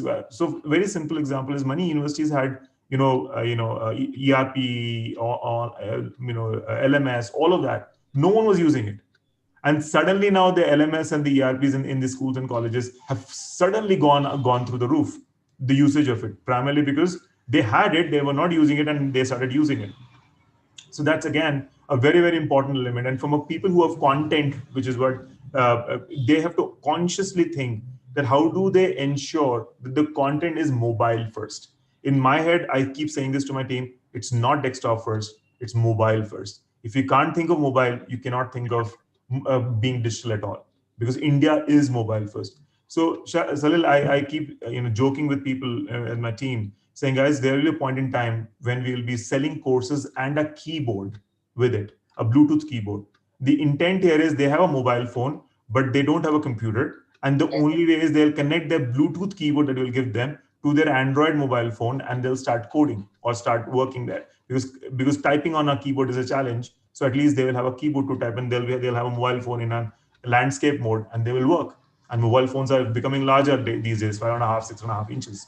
So that's how the world is heading towards. And that's how, because people can't afford a 30, 40,000 rupees laptop. So if you think from that consumer segment, the organizations who are delivering content, only way is mobile first.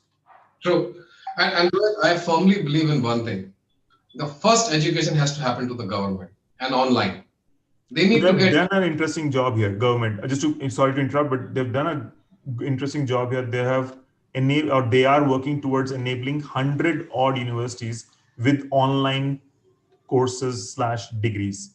Only out of X number of universities in India, 100 universities are getting the permission to be selling or giving out online courses only, online degrees only, both in bachelor's, master's, PhDs, all of that. Go ahead, please. Which is actually brilliant. And but the other side of the coin is that government have really no idea on how to drive that thing out, right? And I'll be frank and open. So what I want to tell, and as an advisor, my recommendation, that one course every government official has to take online, and they will understand what needs to be done. The only problem is right now when the tire hits the ground, they don't see that happening. Now, last part, and I will open to the forum if they have any questions. Yeah. But leadership matters a lot, Rohit, actually, right? Yeah. You have been a digital native companies throughout your career, if I may say so, right? Yeah. But there are traditional companies who have to change themselves. and leadership matters a lot. What are the 2 or 3 things which you would say our leadership needs to change to adopt to the new world? So I have a simplistic principle here, and it's again broken down into 3 parts. One is I keep questioning the status quo, and I think Abhishek Ravi also mentioned the same thing. Questioning status quo is very, very important. So as a leader, if I don't question the status, things can't be so beautiful. Things can't be so right. Something wrong. If I see a number just going up with no jitter at all, there's something wrong. Either I'm not seeing the right number, or the data is not coming, or it's been averaged out too much that I don't see those jitters. So there's something wrong. So questioning the status quo is very, very important. Second, over communicate. Over communicate bottoms up and top down, which means you constantly telling why are you doing this. So for me, when I say, guys, let's be mobile first, I just don't mandate it. I sit down with my team and understand and what they start with desktop, and then I sit down with them and say, why are you doing desktop? Because our learners are 80% or 70% on desktop. And we're okay, but what is your future learners to be? Who are the bachelors or the short form of content? Where will they be? Mobile. Okay, then let's move on mobile first. So sitting down and over communicating and spending time on ensuring that happens. And third, being grounded in terms of what's really happening on ground. I think as a leader, sometimes because of so much happening on the top, you have to manage investors, you have to manage media, you have to manage leadership expectations, you have to manage peers. You land up losing what's happening on ground. So it's important that once a while. So that will be the model which Yash has suggested. That will be anytime will be cheaper if we go with the dedicated on-site. Will be of the costly model. Go on mute, please. I muted him. I think he's. Sorry. I think he's on. Please continue, Mr. Roy. So, being grounded is very important, and hence I sit down with individual individual contributors to understand what's happening, to understand what the problems are. So, in my head, the third point is very, very important, which is first principle approach. What is the problem? What is the cause of the problem? How do I understand the cause a little more deeper so that I can come back out and say, you know what, if these are the 2 or 3 causes, shouldn't there be these ideas or hypotheses that we should try out? And this goes back to the point 1, questioning the status quo. So it's when you question the status quo, you communicate, and then you go into first principle approach of being grounded and asking. Then you keep going. This is my circle. That's what I believe in. It helps me a lot to at least understand what's happening on ground level. Hence, when I sit down with my head of technology, head of operations, head of content, there's a lot of meaningful conversations that we come into, and I think it really helps. No, thank you, Rohit. In fact, I'm going to open the forum for audience if they have any questions for you. You can unmute yourself, show yourself from a video perspective, and feel free to ask question with Rohit. We have few comments in chat box if you want to have a look. Just looking at this. Okay, guys. Yeah, I think there are a lot of comments. The government is upgrading teacher skills through Diksha online training courses. One observation is that online education via mobile or web consuming lots of bandwidth. Some kind of innovation is expected to overcome this. Yep. I think infrastructure question really from a Rohit perspective answered that question. So he's understanding the disruption in education is very real, just waiting to see which model will connect for your government intervention. I think there's a lot of fear around how this education. Last one I would read is, on a day that we remember Mr. F.C. Kohli, the first CEO of TCS and the father of the IT software industry, the same Tata also were unable to get any success with aviation. I sincerely hope the government, blah, blah, blah, future of 5G and so on. So great. I think we have Mr. Suhas with us. I think he would like to take some to throw. Sure, Suhas, can we have you on the speaker? Mr. Suhas, you want to ask some question? Hey, hi, Shalil. Hi. Yeah, so you probably missed out my chat. Your Q&A window is not working, so I typed it there. The question is more for Rohit. Rohit, I personally believe that the 4 years education after 12th standard. It's very expensive and probably a thing of past.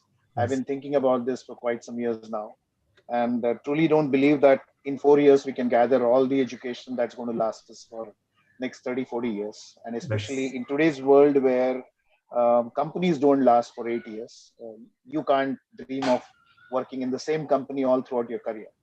So you need education at certain intervals to refresh yourself. Since you're in this particular field, I just want to know how things are going there. I mean, are are we seriously thinking of abolishing that 4 years of large chunk of education that is filled into our brains or disk once, and we try to utilize it all along our life? Or we could go for this, something like get trained for 2 years and then every 4 years get some refresh training, and therefore be current with the market. So Suhas, thank you very much. It's one of the favorite topics that I have in my upgrade as well. There is something that we are working towards. It is on short form of content, effectively saying micro courses. Yeah. So Suhas, it's again I have to structure it in a way so that you get an understanding. There's a large market out there, parents who are saying बच्चे को तो भेजना ही है for 4 years or 3 years, and these parents cannot fathom that that the kids can go for a 6 month or a 2 month or even every day kind of a course and continue to work, right? And that probably includes my parents as well. They can't fathom that, right? And maybe my wife as well. So and that's one segment of user, one segment of people, and the other segment of people, as you said, and I every day or every week, I at least go through 1 or 2 courses of my own, either on our platform or on other platforms, just to abreast myself into what's happening. Now, these two need to work in tandem. We're the same customer, we're the same learner. We might go for a long form of content, a deep learning course, but we also need those bite-sized learning as well, exactly to your point. And this is exactly what we are heading towards, where both gets amalgamated, both gets together. So as the goal here is to build up a career path predictor. So as when he was 18 years old and was confused कि BCom करना है कि BSc करना है कि BTech करना है, and at that point in time, or so as when he was in 24 years old, and he was like, "Yeah, maza nahi aa raha job mein. I have been working so hard, but I'm not getting the relevant promotion that I need." Or so as being at the age of 31, where he's still an junior manager and he wants to be a leadership position, and he's struggling because no one is there to help him out. What is Suhas missing? Suhas is missing a career buddy, a guy who's objectively looking at Suhas as him and personally understanding what Suhas's strengths are as of today, what his past performances have been in the past, what his aspirations are in the future. Put them all together, triangulate that, and say, hey, based on your aspiration, based on your past performance, and based on your current strengths and weaknesses, this is a career path that you should be going towards. And these are the few milestones that you should be hitting towards as you move forward. And of these milestones, here are 2 micro courses that you might want to work on. And these are micro courses which are a couple of hours that you should finish off and get it over with, so that you at least understand. Like, for example, from an IC to a manager transition, you need soft skills, you need management skills, you need upward management, you need downward management. All of this is all that we learn on the job, Suhas, unfortunately. There's no one who's teaching us that. And that's why it takes longer time, and we'll end up losing our hair while learning during this process. But the next generation, they should be learning it from us in terms of we have learned it, we have put it into a content structure, and they can just leverage. Why not? So I think that's happening. In terms of content has been created, but many times it is not tailored for the Indian audience. So if you look at Udemy, Coursera, and many others out there, it's very, very international oriented, and the element of India is missing there. And the goal is to, can we Indianize it? Can we make sure the segment, India as a segment, can we just go a little deeper, understand their pain points, and make sure they're more employable? So as on one side, you have a lot of jobs. On the other side, we have a lot of unemployed people. And the gap is they're not unemployable. Why are they unemployable? They are missing certain skills. And those certain skills, even though they have the degree, they're missing those skills. And to your point, those skills can be acquired. There's nothing that cannot be acquired. Only thing is they don't know that which are the skills that they need to acquire for the job that they're aspiring for. And that is a huge market out there. They're sitting down, waiting on us to grab, and we're here to grab. That's what I'm looking at. Absolutely right, Rohit. And on a serious note, we are living in a gig economy. We are living in a gig operating model, I call it, my favorite word. And the other side of the coin is the micro education system, which is non-existent today. So if we want to do gigs, we want the microservices, and that cannot happen until we do it. On a lighter note, I was discussing with my wife, and I was saying, she asked me a question: why haven't you done an MBA in your initial stages? I said, I was sold wrongly. I was sold, the course said, you have to work very hard, you have to study hard, then after that also you have to work very hard. If I have to work very hard, then why do I do MBA? Then afterwards, somebody told me, do an MBA, you don't have to do anything. I said, yes, done. Tomorrow only I will do my MBA. But how do you sell it is also very important. I mean, you're very different people. But Rohit, it was very interesting. I don't want to end this conversation, but time is always a constraint at my end. Absolutely. But very fascinated to see upgrade success. Very fascinated to see how you're moving it in the future. I'm sure there's a lot of learning my audience would have taken in. But it's always good to get connected. An honor to have you back. Thank you. Thank you. Thank you very much. Thank you, Rohit. Thank you so much. Thank you, Shalil. It was a great conversation. Would love it. Guys, we have you must have a poll on your screen. Please share your feedback regarding this session. Please take out some time and share your feedback. Also, don't forget to join the conversations using the hashtag TC Future of Cloud and tag us at TechCircle India. We thank you, our partner, automation partner, Automation Anywhere and Tangentia, and our cloud partner, Cloudera. Thank you so much.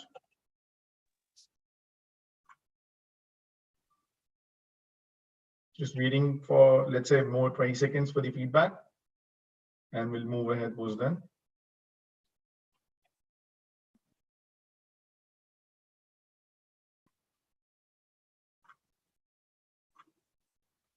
Thank you. 72% people think that it was extremely relevant, and 26% think it was relevant.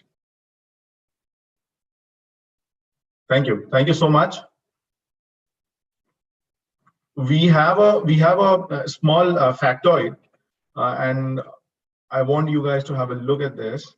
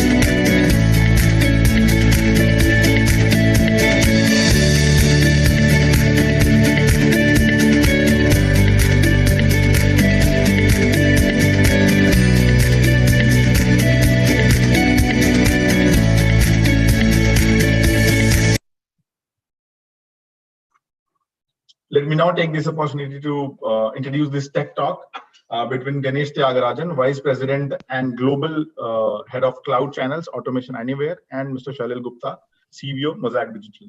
Welcome, Ganesh. Thank you, Ved. Good to be here. Hi, Shalil. Hey, hi, how are you? Doing well, Shalil. How are you doing?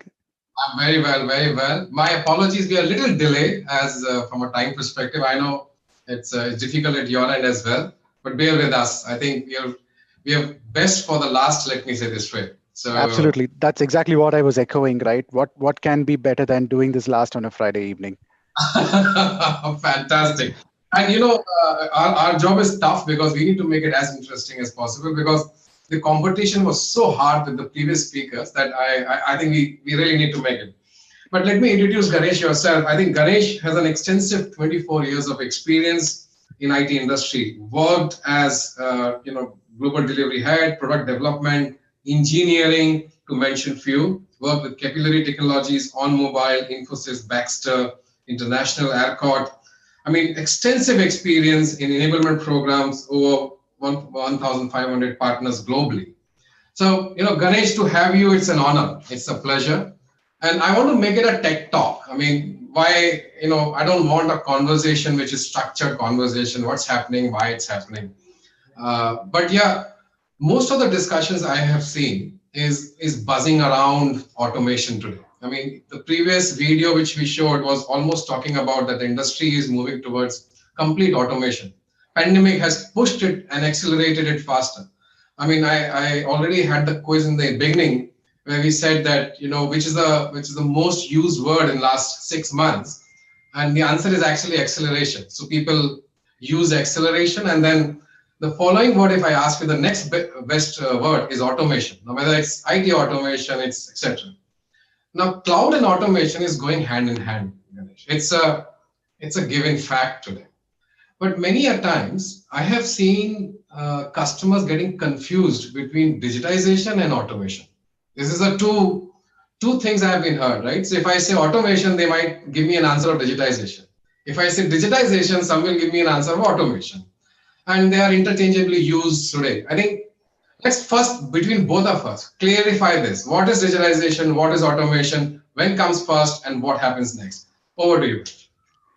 Thank you, Shalil. And I think you're absolutely right. So there is a difference between the two terminologies, right? Digitization and automation. Let me just take a step back towards what enterprises should really look at, right? So enterprises should really aim to become a digital enterprise. And you'd be surprised, Shalil, today, not only in our geography currently, if you look at a lot of enterprises globally, they're still struggling to become a digital enterprise in this day and age. And trust me, there are quite a few of them. Now, there's an absolute difference between digitization and automation, like you rightly said. Now, if I were to take the context again to an enterprise, and for them to become a digital enterprise, there are quite a few steps that they need to take, right? It's about, let's say, if I'm holding a baseball bat in my hand, it just does not make me a baseball player, really. Or let's say if I'm running 2 to 3 digital workers in an enterprise today, it doesn't make me a digital enterprise at all. Or if I have a mobile app for my customers, it just doesn't make me a digital enterprise if my engine room really is still running manually. So for a digital enterprise, and to become sort of digital and digitize yourself, your operations have to be digital. And for operations to be digital, your processes that you're running on the flow have to be digital. And that's part of digitization. You have to digitize your processes. And for that, the foundation really is really an intelligent digital workforce, which is what a lot of enterprises really are moving forward as part of digitizing their whole enterprise. So the intelligent digital enterprise really, and the workforce is a combination of, let's say, 3 different technologies mainly: robotic process automation, artificial intelligence, machine learning, plus analytics. This allows you really to, let's say, automate every process in your organization once it is digitized, whether it's front office, back office, for example. So what I mean to say is it makes it economically viable to automate, let's say, any process in any part of the world, which means it's cheaper to automate in any part of the world than really do it manually. So you need to start to digitize your processes first before you start to automate them. So there's clearly a differentiator here. And when you do that, when you first start to take the baby steps of digitizing everything, you then want to start to think about automation, and you want to think about automating the main line of a digitized process. And that's the key difference between taking baby steps towards becoming a digital enterprise and then thinking automation later. So these are very, very clear definitions that are quite separated within their own contexts. Brilliant. Thank you, Ganesh. I think that sets the context for us. I'll tell you why. Because digitization, and it's a related question to the first question, digitization is easier done because even before the pandemic, I would probably say that 95% of the record keeping or systems of records, somewhere it exists, right? Whether it's an Excel sheet or as an ERP, it's not a matter, but there is a norm process which is followed and digital value is there. But when it comes to automation, it's like taking 3 steps forward and 2 steps backward. Okay, there is a hell lot of a difference between digitization and then really automating. Intelligence, you need to build AI models and algorithms and exceptional handling. The value when I take 3 steps forward and 2 steps backward is actually 1 instead of 3 backward. So, according to you, when you are implementing solutions for many of your customers, how do we overcome this challenge, which is talent related, which is actually mindset and cultural related, or maybe process related? I think that's a great question. We've been lucky enough, Shali, to work with more than 4,000 large enterprises globally over the last 14, 15 years, right? And you're right, it does require a massive mindset change, because on one hand, you're really looking at manual labor. On the other hand of it, you're looking at processes which are digitized, and with Ved just displayed about a small little video where he said by 2030 or something, he said a ton of these jobs are actually going to be automated, right? It really requires a mindset change. What we really follow at Automation Anywhere is to encourage enterprises to really look at democratization of digital workers within the own enterprise. And that really provides a radical shift in thinking of every single employee in an enterprise. So what if I were to really make your job easier on the flow, let's say by providing a digital worker for you so that you can get rid of mundane repetitive tasks, so that the digital worker gets you a lot of benefits by making sure that your mundane repetitive tasks are actually handled, so that you, Mr. Employee, can actually focus on value added tasks, really looking at using your own cognitive abilities really. And if I were to take this a step further, when we started working with enterprises, right? So this mindset that really happened a few years ago, the democratization of the digital workforce, was really uh, implemented on the flow through senior leadership by saying that, look, this is a vision that I have for the company. And you think about it, right? Democratization is almost saying that, look, it's the yes, we can model where I provide a digital worker to everyone on the flow. There is skepticism, obviously, like you mentioned. There are enterprises who really look at, how do I bring democratization one function at a time? Can I look at processes in one single function? It's almost like the trust but verify model. Think about Ronald Reagan here. Can I trust but verify this model? Does it really work? And a lot of enterprises who we really work with think about transformation on day one. It's like, if you look at Martin Luther King, say, look, I have a dream. I want to really look at transformation on day one. I want to really go wide. I just don't want to go deep. I want to bring in your so-called artificial intelligence models on day one. I want to look at automating unstructured data on day one. I want to look at automating semi-structured data on day one. And I think Daniel spoke about this earlier as well, right? How do you bring in the thought process of artificial intelligence, machine learning, looking at unstructured and semi-structured data on day one? And we really have enterprises who really fall into these 3 buckets, trying to automate either one function at a time, trying to automate rather processes one function at a time, or democratize this across the floor, or really think about transformation on day one. But it really requires a cultural shift that every single enterprise goes through in bringing the automation mindset across the flow. Because if you don't bring that mindset of democratizing this on the flow, you'll never be able to achieve digital transformation, which is the ultimate goal for any enterprise. Very nice topic, actually. Democratization is very, very important. But for me, democratization is at the bottom of the pyramid. Okay, it has to be at the lowest level. And the lowest level wish list is that I should start doing it by a click. So click is the way to look forward, right? If I talk to a younger generation, I mean, right from 12 years old, teenagers to 30 years old, they don't understand anything else other than click. So they have to start with a single click, automate with a click, automate this, automate that, and it has to be democratized, as you said. It's not easier than actually said and done. What's the role over here? Would a cloud and automation play where we start with a click? How do you say that?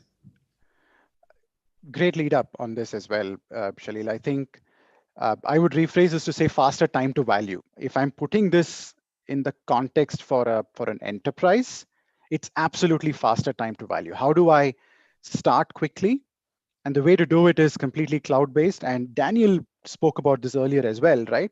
You've got to make it as simple as possible for everyone to start thinking automation. And that's where, at Automation Anyway specifically, the way we work with our enterprise customers is we offer them a completely web-based product. It's extremely simple. You access it from anywhere.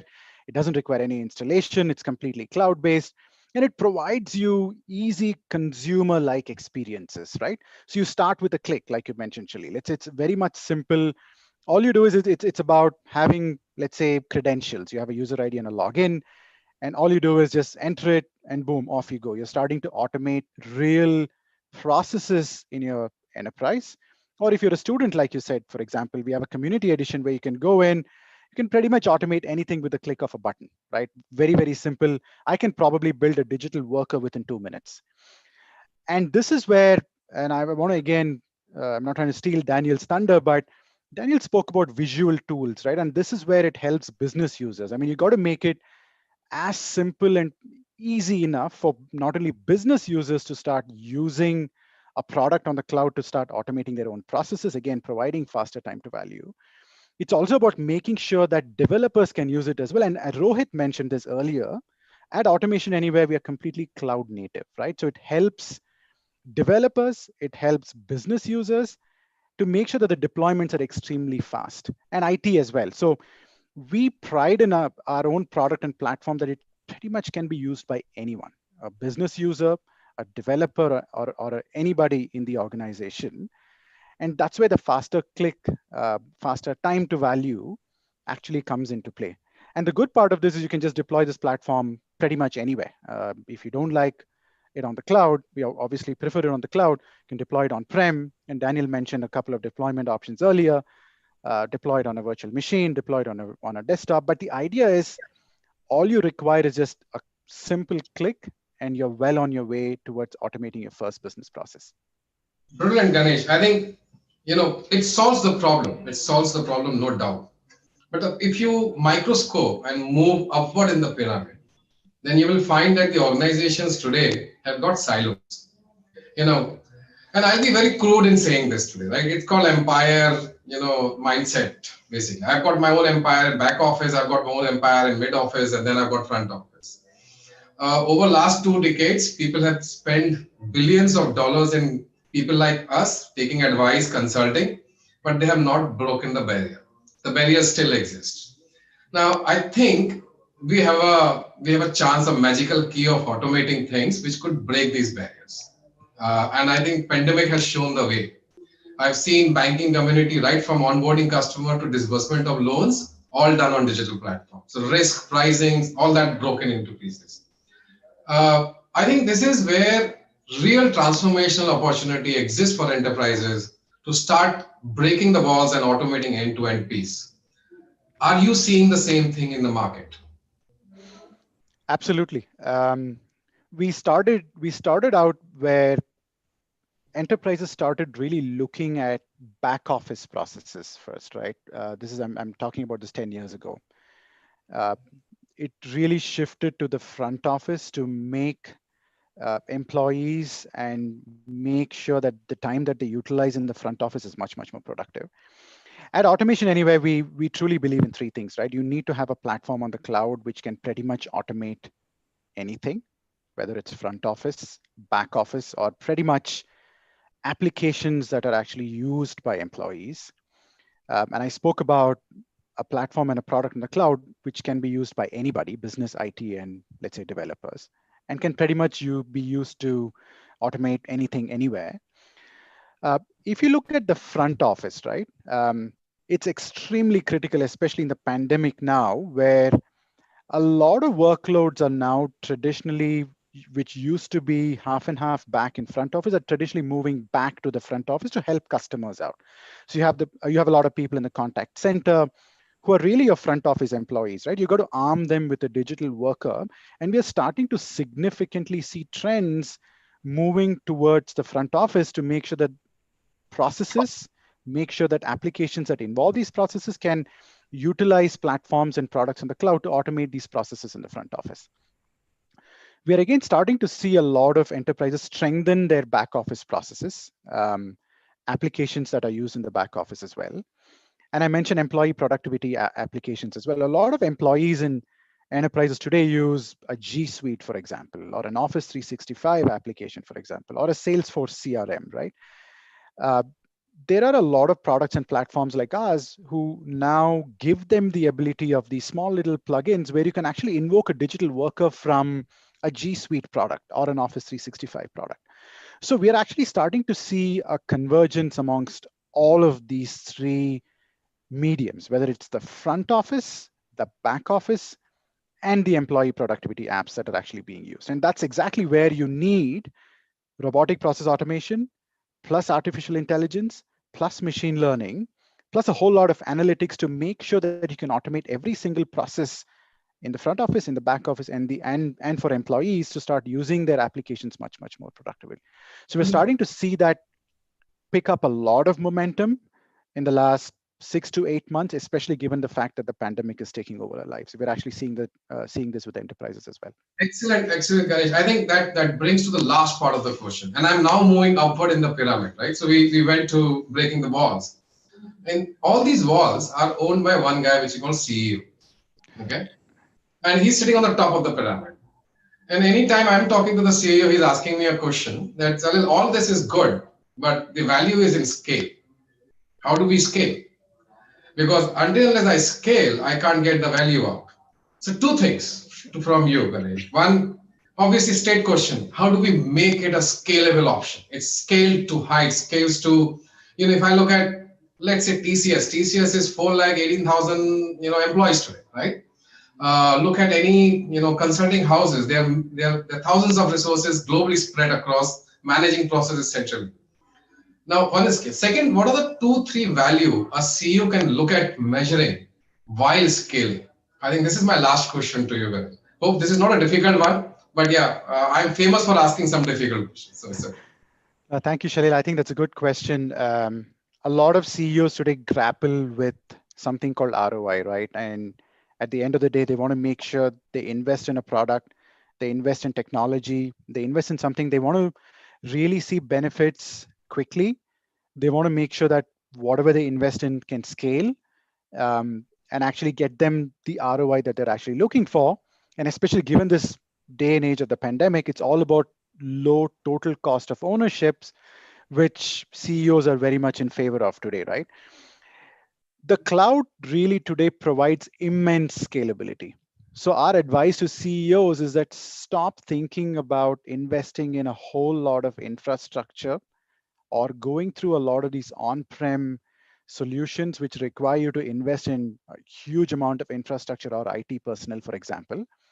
Start looking at products which are actually based on the cloud, especially if you're thinking automation, if you're trying to bring that into your DNA, Mr. CEO. You might want to think about products which are extremely scalable on the cloud so that you don't have to continue to invest in hardware and infrastructure to scale. And another advice is do not go deep into just one single function. You want to go wide into your entire organization. That's where democratization, Shalil, I spoke about it earlier, right? You got to think about bringing the automation DNA into every single employee in the organization and every single process across every single function that a CEO runs. And that gives you better ROI with a product that is extremely scalable on the cloud. So you might want to start small, maybe in one of those 3 models which I mentioned earlier, but scalability comes in when you actually start going wide within your organization and when you start looking at a platform and a product where you don't have to invest a whole lot of CapEx. You need to look at an OpEx model. That's where workloads, like Daniel mentioned earlier, is extremely critical to make sure that these workloads run on the cloud. So as a CEO, you should not worry about adding IT personnel. You shouldn't have to worry about adding infrastructure. Very much important to continue your business continuity, making sure that your business is as resilient as possible. That brings you scale, especially in this pandemic. And finally, it's all about making sure that the lower you invest, you want to expect a higher ROI. That's where your total cost of ownership is as low as possible. And that brings you scale if you really look at platforms and products that are actually served from the cloud. So to just end it, for every dollar a CEO spends, the ROI that is typically achieved in platform like ours, which sits on the cloud, is about $2.50. So that's where scale comes in. So the more you think cloud, more scale comes into your DNA. That's an exponential value and any organization can get it. Thank you very much for sharing that number of $2.50 from a dollar investment. Frankly speaking, this is the time when people are actually looking at exponential way to look at it. And you relate that very well. Ganesh, thank you very much for sharing your insights, your time. I hope audience appreciates that whatever the last part we wanted to have a discussion as the tech has taken a shape. You has given us a way of combining the force, and I call it a nuclear force. Cloud operating model is actually nothing but it's a nuclear force for enterprises. People have to realize it. And now I'm saying if we apply cloud and automation, it's an exponential nuclear force. And you can do something which are impossible today to even think about. So with this, I take your leave also. Thank you very much for being here. And I think you were listening since afternoon, if I'm not wrong, right? At your end. Because I was actually breaking in and out. I was just trying to make sure that I heard all the other wonderful panelists as well as trying to listen to as many people as possible, trying to understand their viewpoints before I start to present mine. And I think a lot of mine resonated with the other wonderful panelists as well. And thank you for having me today. Thank you, Ganesh. Thank you for your time. Over to you back, Ved, if Thank you, there. Shalil. Thank you so much. Thank you, Ganesh. Thank you so much. Thank you for the great session.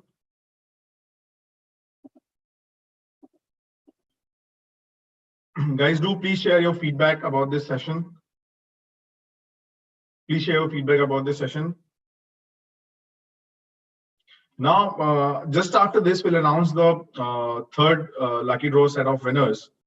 And also, please keep tweeting using our hashtag TC Future of Cloud and tag us at TechCircle India. Thank you so much. So we'll wait for more 20 more seconds to see the feedback.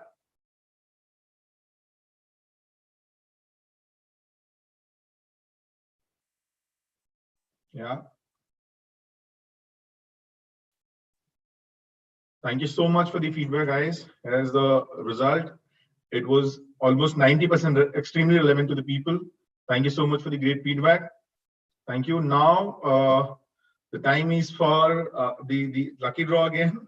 Yeah, let's see who's the winner. So can we have Mr. Gaurav Saxena, DGM IT, Bharat Heavy Electricals Limited? Congratulations, Gaurav. Are you here? Are you here with us? Yeah, hi. Thank you very much. Actually, I cannot switch on my video. It says your video because the. Allow me a minute, please. And the another winner is Neeraj Vedkar, GMIT Avenue E-Commerce Limited.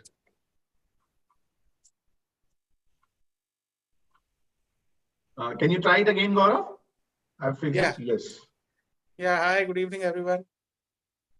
Hey, hi, Neeraj. Congratulations, Gaurav. Yeah, this Thank is you, Sunil. Thank you. Gaurav Saxena from BHEL, and I should say that this evening has been very well spent. And thank you to TechCircle team and all these speakers. Thank you very much. Thank you very much, Gaurav. Thank you. Thank you, our automation partner, Automation Anywhere and Tangentia, and Cloudera, Cloud Partner. Thank you so much to our thank you to all our partners for supporting us to do this event. Now, Shalil, over to you for the closing remarks. Sure, Ved. Thank you very much. It's a great evening. I mean, I must say, first of all, thanks to the audience, guys. On a digital platform, we always have this apprehension: are we relevant? Are we talking the right things? Do we have the right people on the forum to give those practical insights? And I'm sure, I am confident that today, my speakers, the research which has been quoted, the discussion which has happened, the partners insights shared by the partners was very relevant to the market today. I think the topic which was probably beaten to death as cloud, and I was very apprehensive, what is that next chapter we should open it up? And I think that made it very clear that going forward, cloud is the digital infrastructure. There is no other option for us to do it. And that makes it, frankly speaking, I feel very proud of it, because as TechCircle and the team, we deliberated hard on it. It was a risk for us to really talk about a cloud which has been talked about for last 10 years. What is that differentiation we bring in? And I think clearly your feedback, your each session feedback tells us that we were on the right track. So this gives us an immense pleasure on this side. I have been, sorry, yeah. So friends, first of all, I will tell you something which is very close to my heart and over the period of time has become, is the community discussion, right? I have seen now people as joining participants, panelists, etc. If I may ask everybody to, whosoever, can actually switch on their video and come on the screen so that we can see how is this community today online with us. Can we have this, everybody switch on their video and let's have a big tile across. Yeah, You need to enable the video for us. Getting done as we speak. So all enabled. I think you all should be able to join the session. Switch on the video. Brilliant, brilliant. No, the videos are not coming on, Ved. I'll just check. My God, man. I'm so proud to see, man. I mean, you know, I know Friday evening it's and you're with us. It is absolutely an honor to see. We also said that the highest two would actually get the award, and I'm waiting for that name to come up. My colleague, can you send me the name who has got the highest tweet award?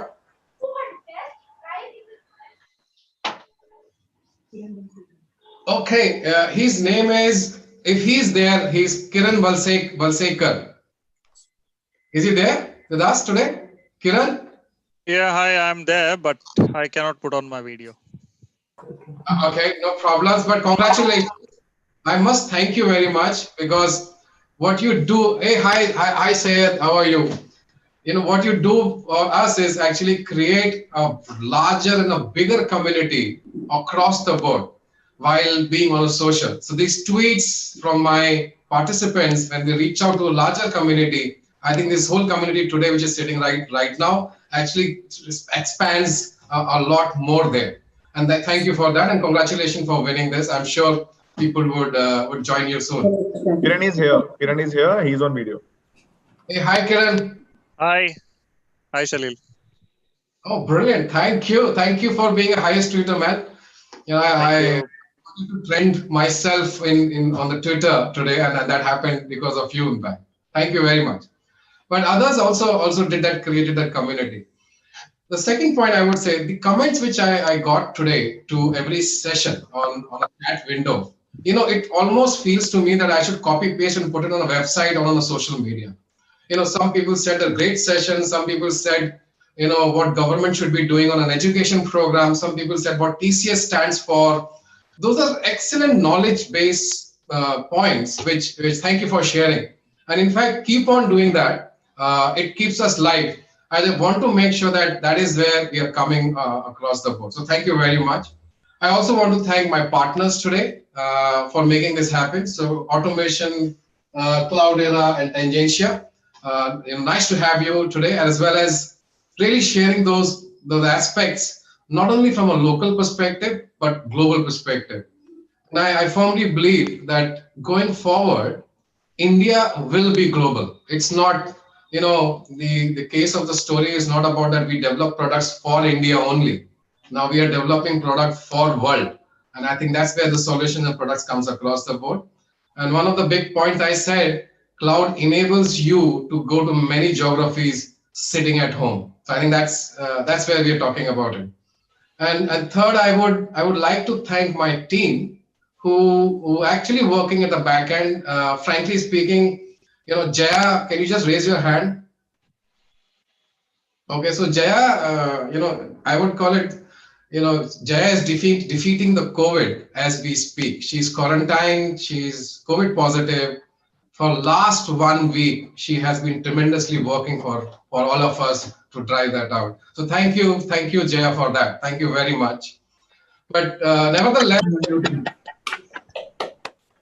as you saw, Ved, you know, coming, in fact, on the screen, behind the screen, he was like a producer, director, you know, choreographer, all of that all together.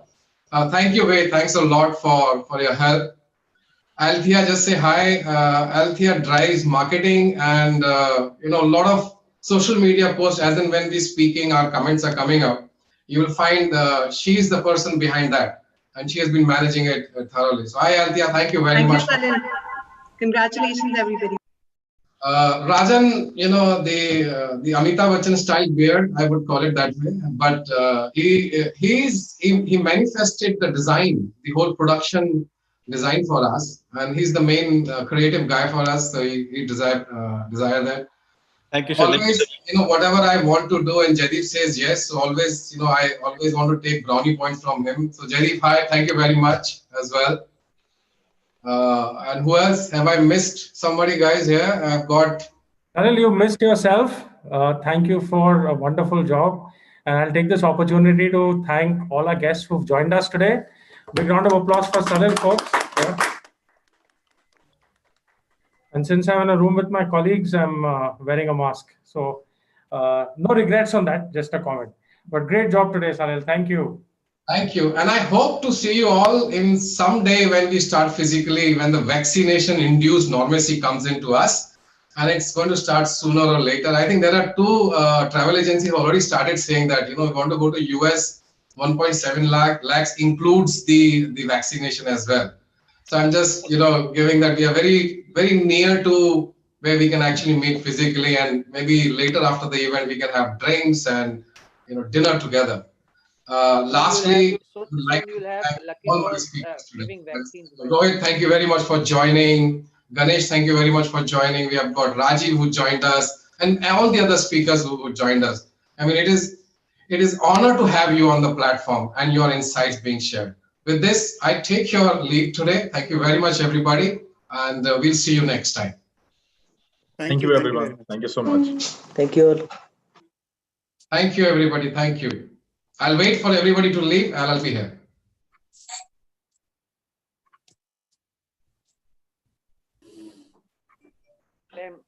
Vaccine shot will be the lucky draw. No doubt about it. No doubt. Someday we will have that kind of a lucky draw as well. Yeah, see you guys. Thanks. Bye.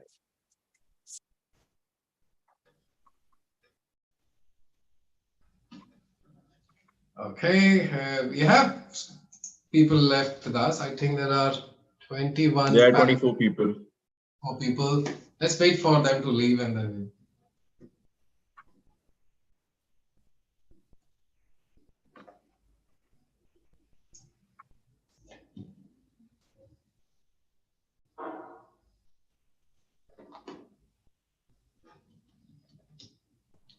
Salil, I suggest we sign off. Yeah, I think. Wait.